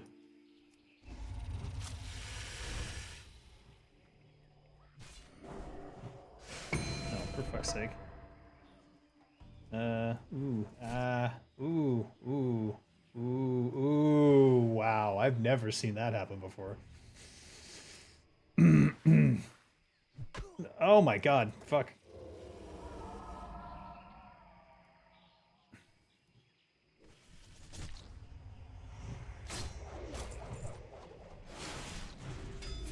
Jesus, that was a fucking mess. That was my fault too.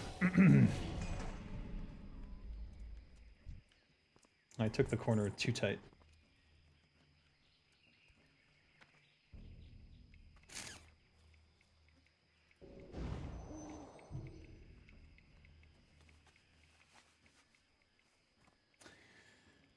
Okay, let us go traditional Slayer's Crest here. Just want to be a little bit lazier.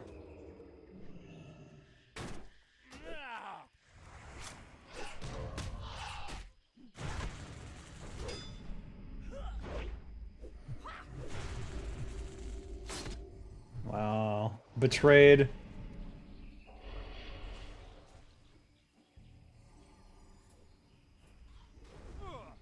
Oh, for fuck's sake.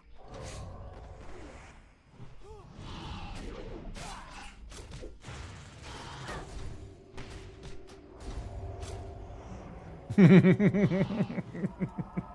away, little girl. Run away.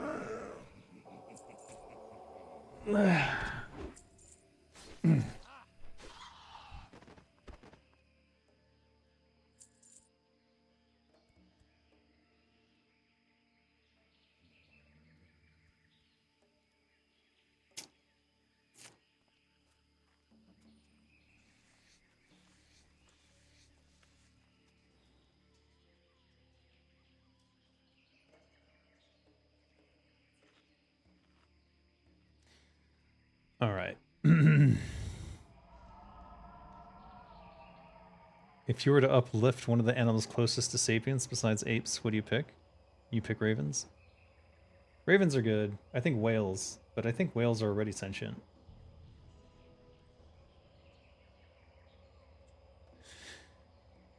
Ross Scott did another video the other day, and he's trying to lump SKG into a new law. I saw that video. That is good news.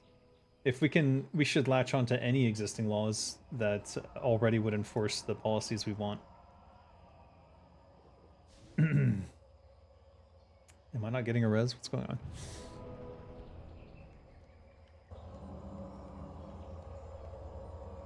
Not lump in, just point out it's another way to do it. Yeah, no. But if we can use existing legislation to enforce the things that we want for stop killing games, then we should by all means use it. Because if it's already existing legislation, it's just about enforcement, and you just have to point out this law should apply.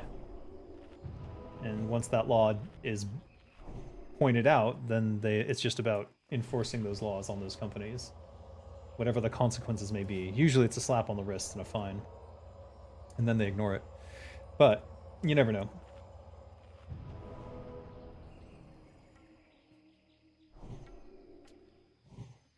All right.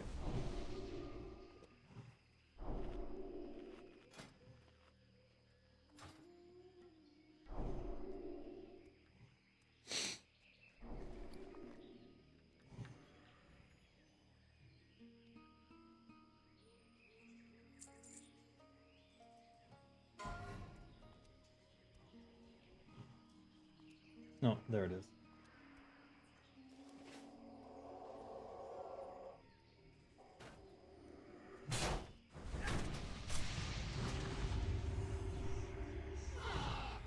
You fuckers.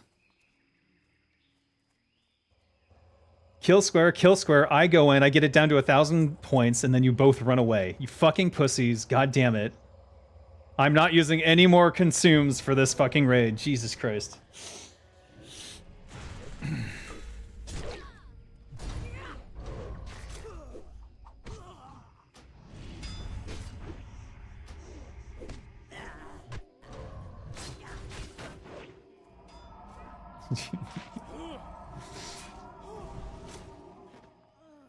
My god. Jesus Christ.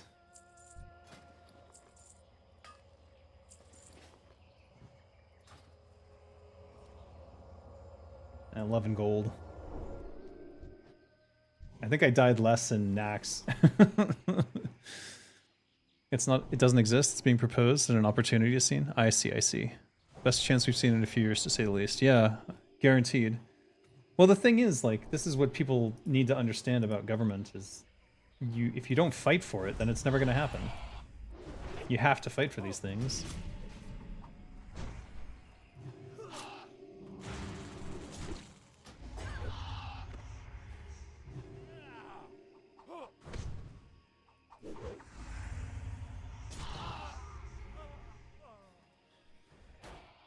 All right.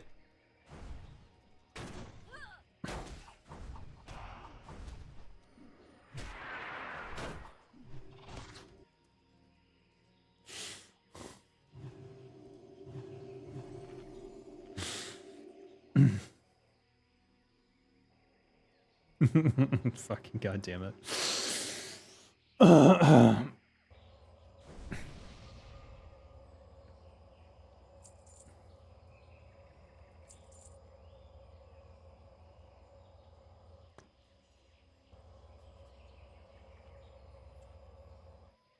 My God.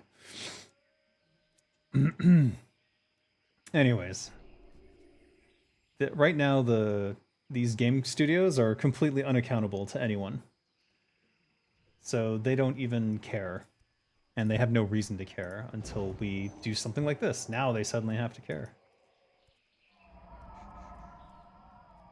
Now they have to care. A lot.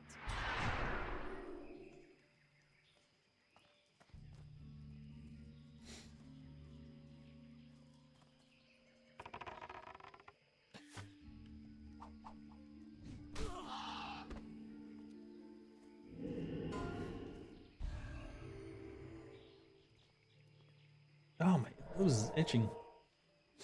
Itching like crazy. Brr. Is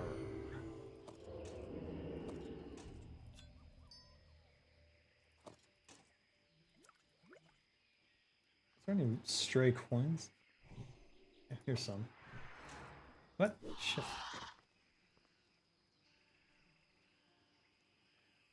Oh, itchy. Huh. Not a good day for skincare. Actually, that's gonna confuse the shit out of me. Alright, there we go. Oh. Grant me wings of vengeance. Wings of vengeance.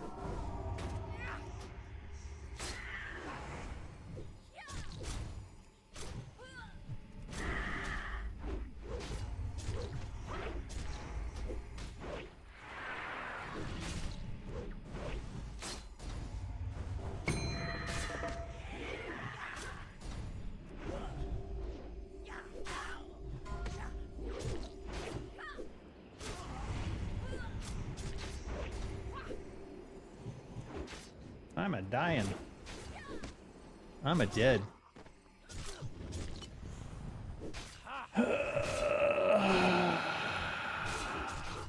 the Beware.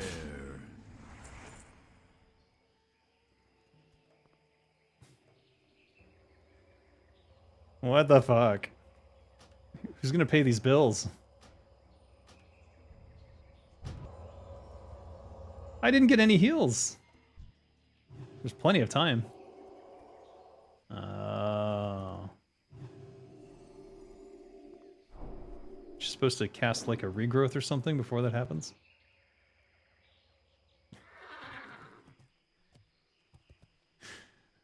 But I'm more important than the tanks because I actually deal damage.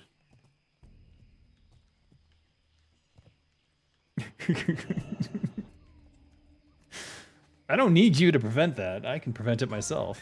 If I get heals. Oh my God. Bah. Impossible.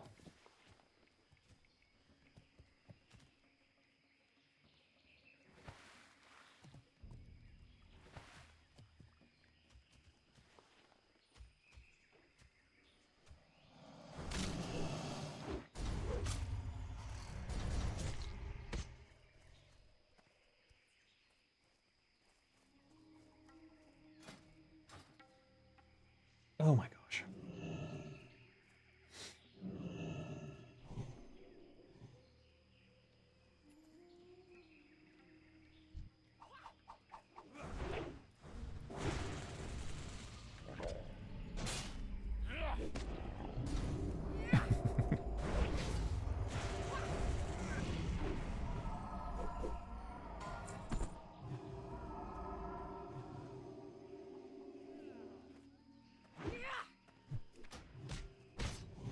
What?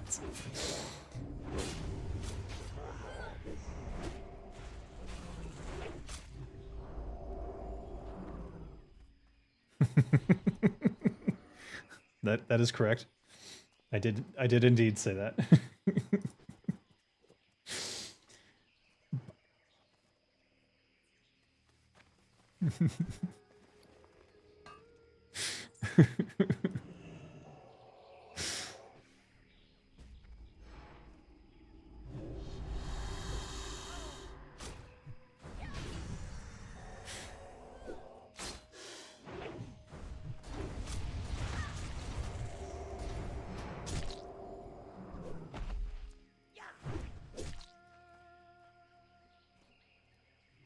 One minute.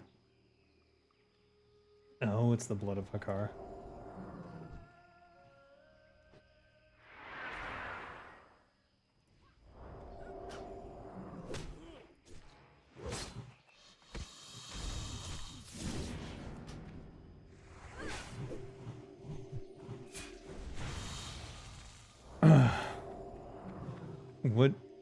Would you a Raven girl?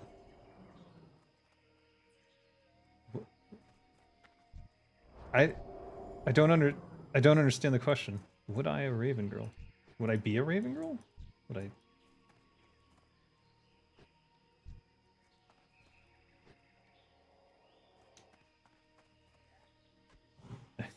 Wait. Oh, for fuck's sake. Yeah, great, wonderful, just wonderful. All right, there we go. Oh, I love it. His back was like off the stairs.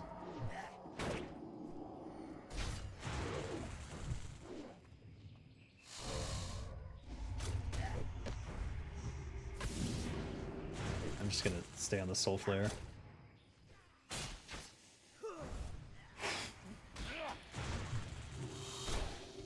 All right, great.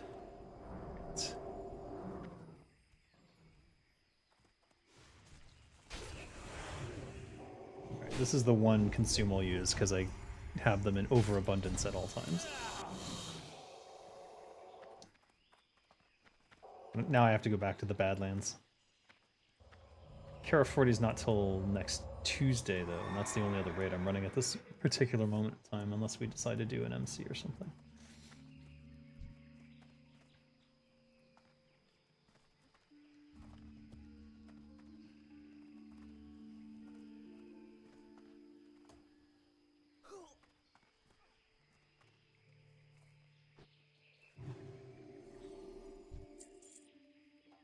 Rune cloth. Who left that there?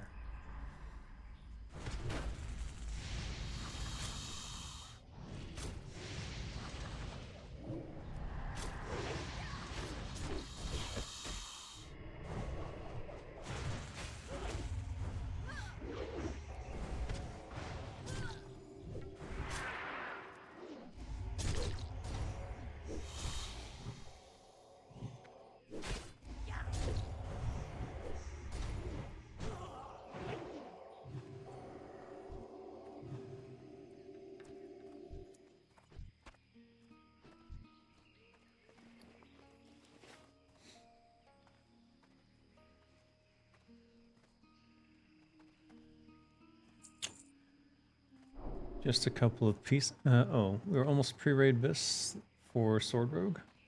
Started playing when you saw my vids on SKG. Oh, nice. Just a couple of pieces, but still working with Dark Metal. That will take some time. Wait, how can you be Biss then? Oh, pre-raid Biss. Oh, gotcha. Are we doing? What are we doing?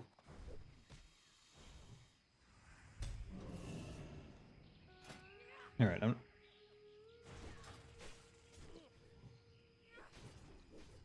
Huh? What?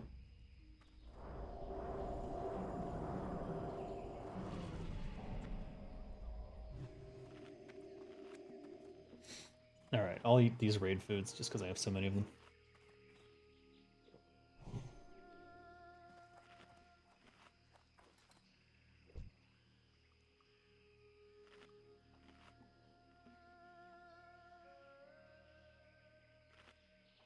$431. Oh wow,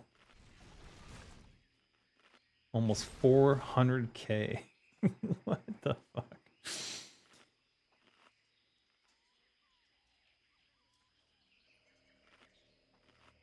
No, I'm sure there are people who would have done that without noticing.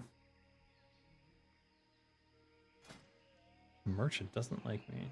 Should I swap in Swarm Guard? Let's see if we can do that. We've got 30 seconds on that cooldown. I'll use a Fire Water.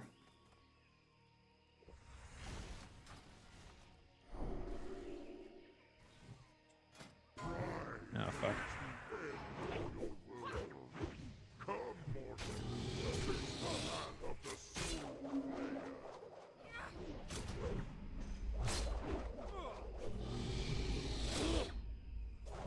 Fuck.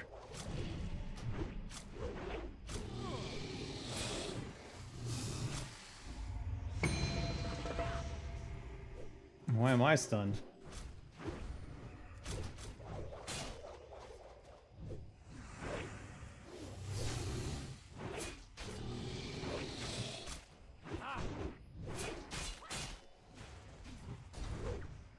Let's siphon 40 seconds. I think we got this. Fuck it. Oh, fuck it. We're gonna kill him before that, so it doesn't matter. I might eat those words, though.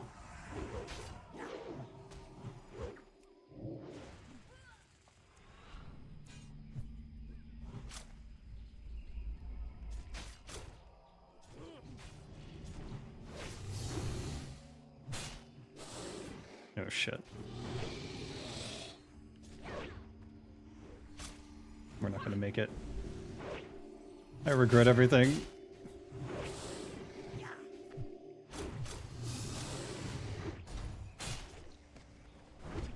Oh. Where am I in the threat meter?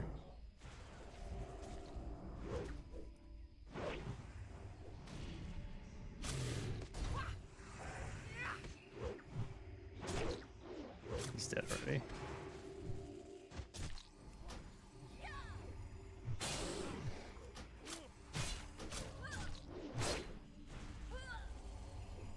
Alright, it's fine. It's all fine.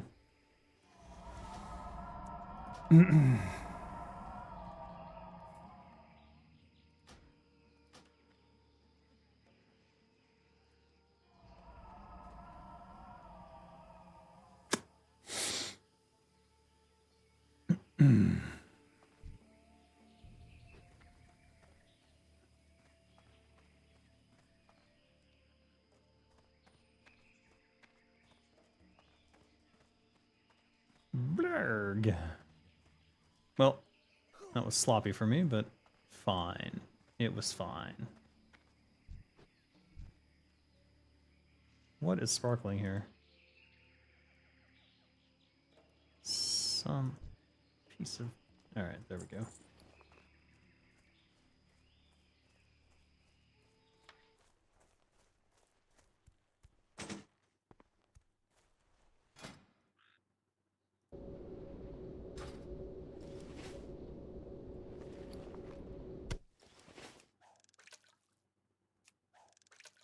There we go. Dark Mantle would obviously be better than PH1 pre-raid. Dark Mantle, you need 4 pieces of Dark Mantle to take you all the way to AQ40.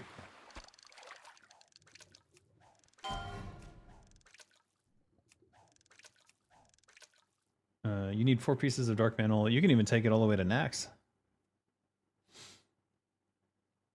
Depends on the 4 pieces, of course, but there's every rogue should keep their Dark Mantle set. I have everything except the hat and the chest. Unfortunately, they just never dropped. No matter how many Skolos I did, they just would not fucking drop. It took me forever to get the shoulders. It's up to par to AQ gear, just under, yeah, 4 slots. Yeah, it's the energy regen. It's a little bit random, but just having that proc chance does a lot for you, a whole lot. Why didn't we kill these?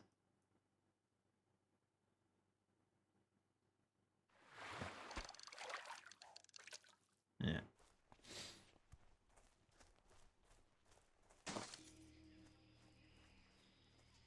Did we clear anything else where I could fish? I have fished that before from the corner. It's just risky.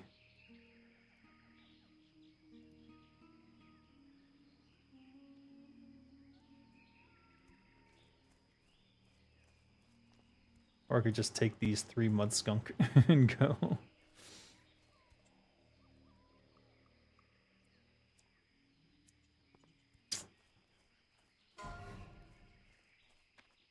It's unfortunate we didn't kill these. I wonder if I could solo them. There's 1, 2, 3, 4, 5, and then they all immediately rush and stun you. 6. 1, 2, 3, 4, 5, 6. 6 of them, 5k each. 30k. Okay, dealing damage to 2 at a time. 5k. Drop. You could drop 2. I could drop 4. It might take me 2 tries, but I think I could do it. I would have to switch specs though. I wouldn't want to do that with dagger because I'm not going to get the backstabs consistently, so it doesn't make sense to be spec'd for that. Let's give it a go.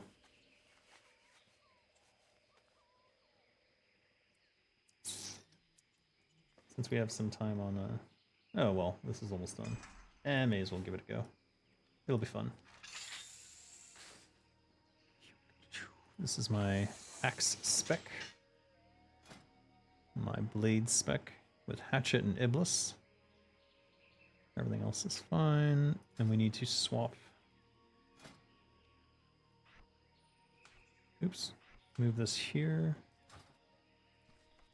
Adrenaline rush.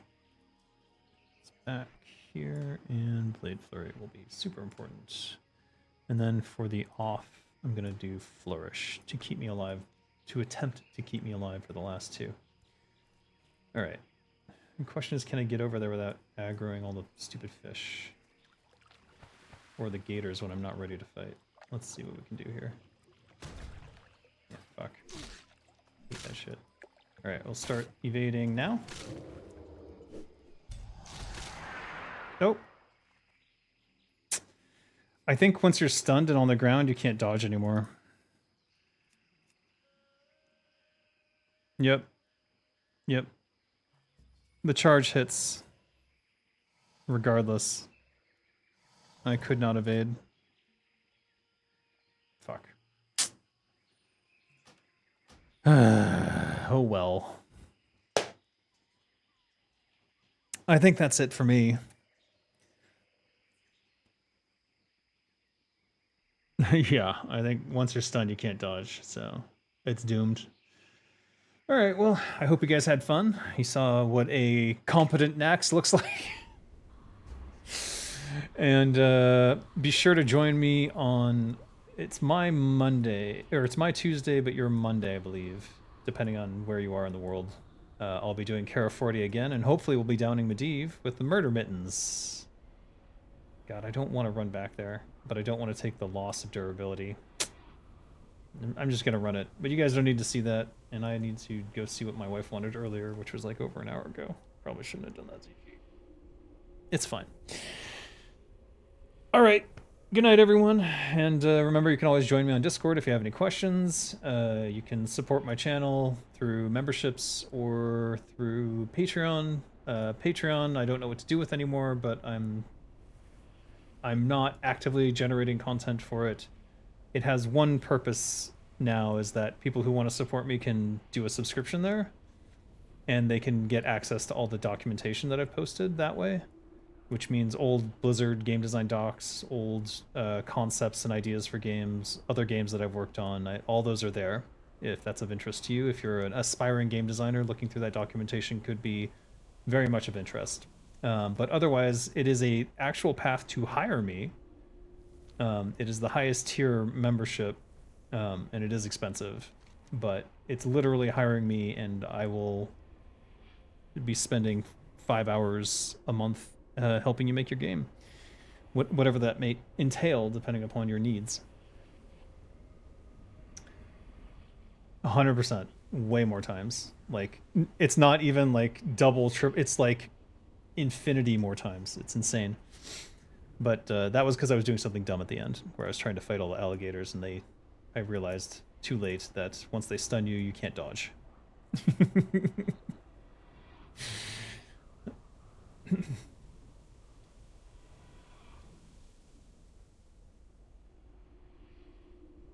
Exactly.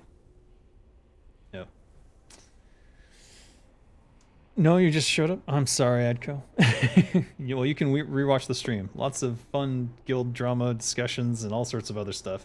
But I'll see you guys Tuesday. My Tuesday, probably your Monday. And we'll do Kara 40 and hopefully kill Medivh.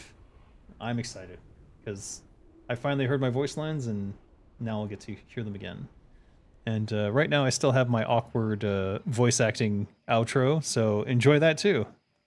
Bye-bye for now. Good morning, good afternoon, or good evening, ladies and gentlemen. I am Designer Dave, and I have been in the game industry for over 25 years.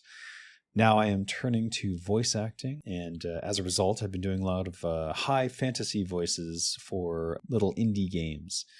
And here's a sampling of those. As Illidan set out with the Naga, Warden Maev's shadow song began to hunt him. From the 7 nations that were originally part of the Empire of Erethdor, Gilneas stands out as the one that had to fight the hardest for its independence. Warriors, hear me! Warsong Gulch awaits us, a battleground where we show the true strength of the Horde. Today we have an invention no one else has seen before. Probably for a good reason, as this small miracle can fit anywhere in your pocket. Straight from Smoky Pastures, a rare collaboration between gnomes and goblins brings you the fruitcake in a can. This small metal container is filled with all the sweet and fruity goodness one loves about the patented Smoky Pastures fruitcake, now in a practical travel format. No longer do you need to worry about cake crumbs smudging your spell tomes or sharpening stones. Clean, secure, and certainly just as appetizing as the real deal. Get them now at your local Smoky Pasture merchant in Orgrimmar or Stormwind.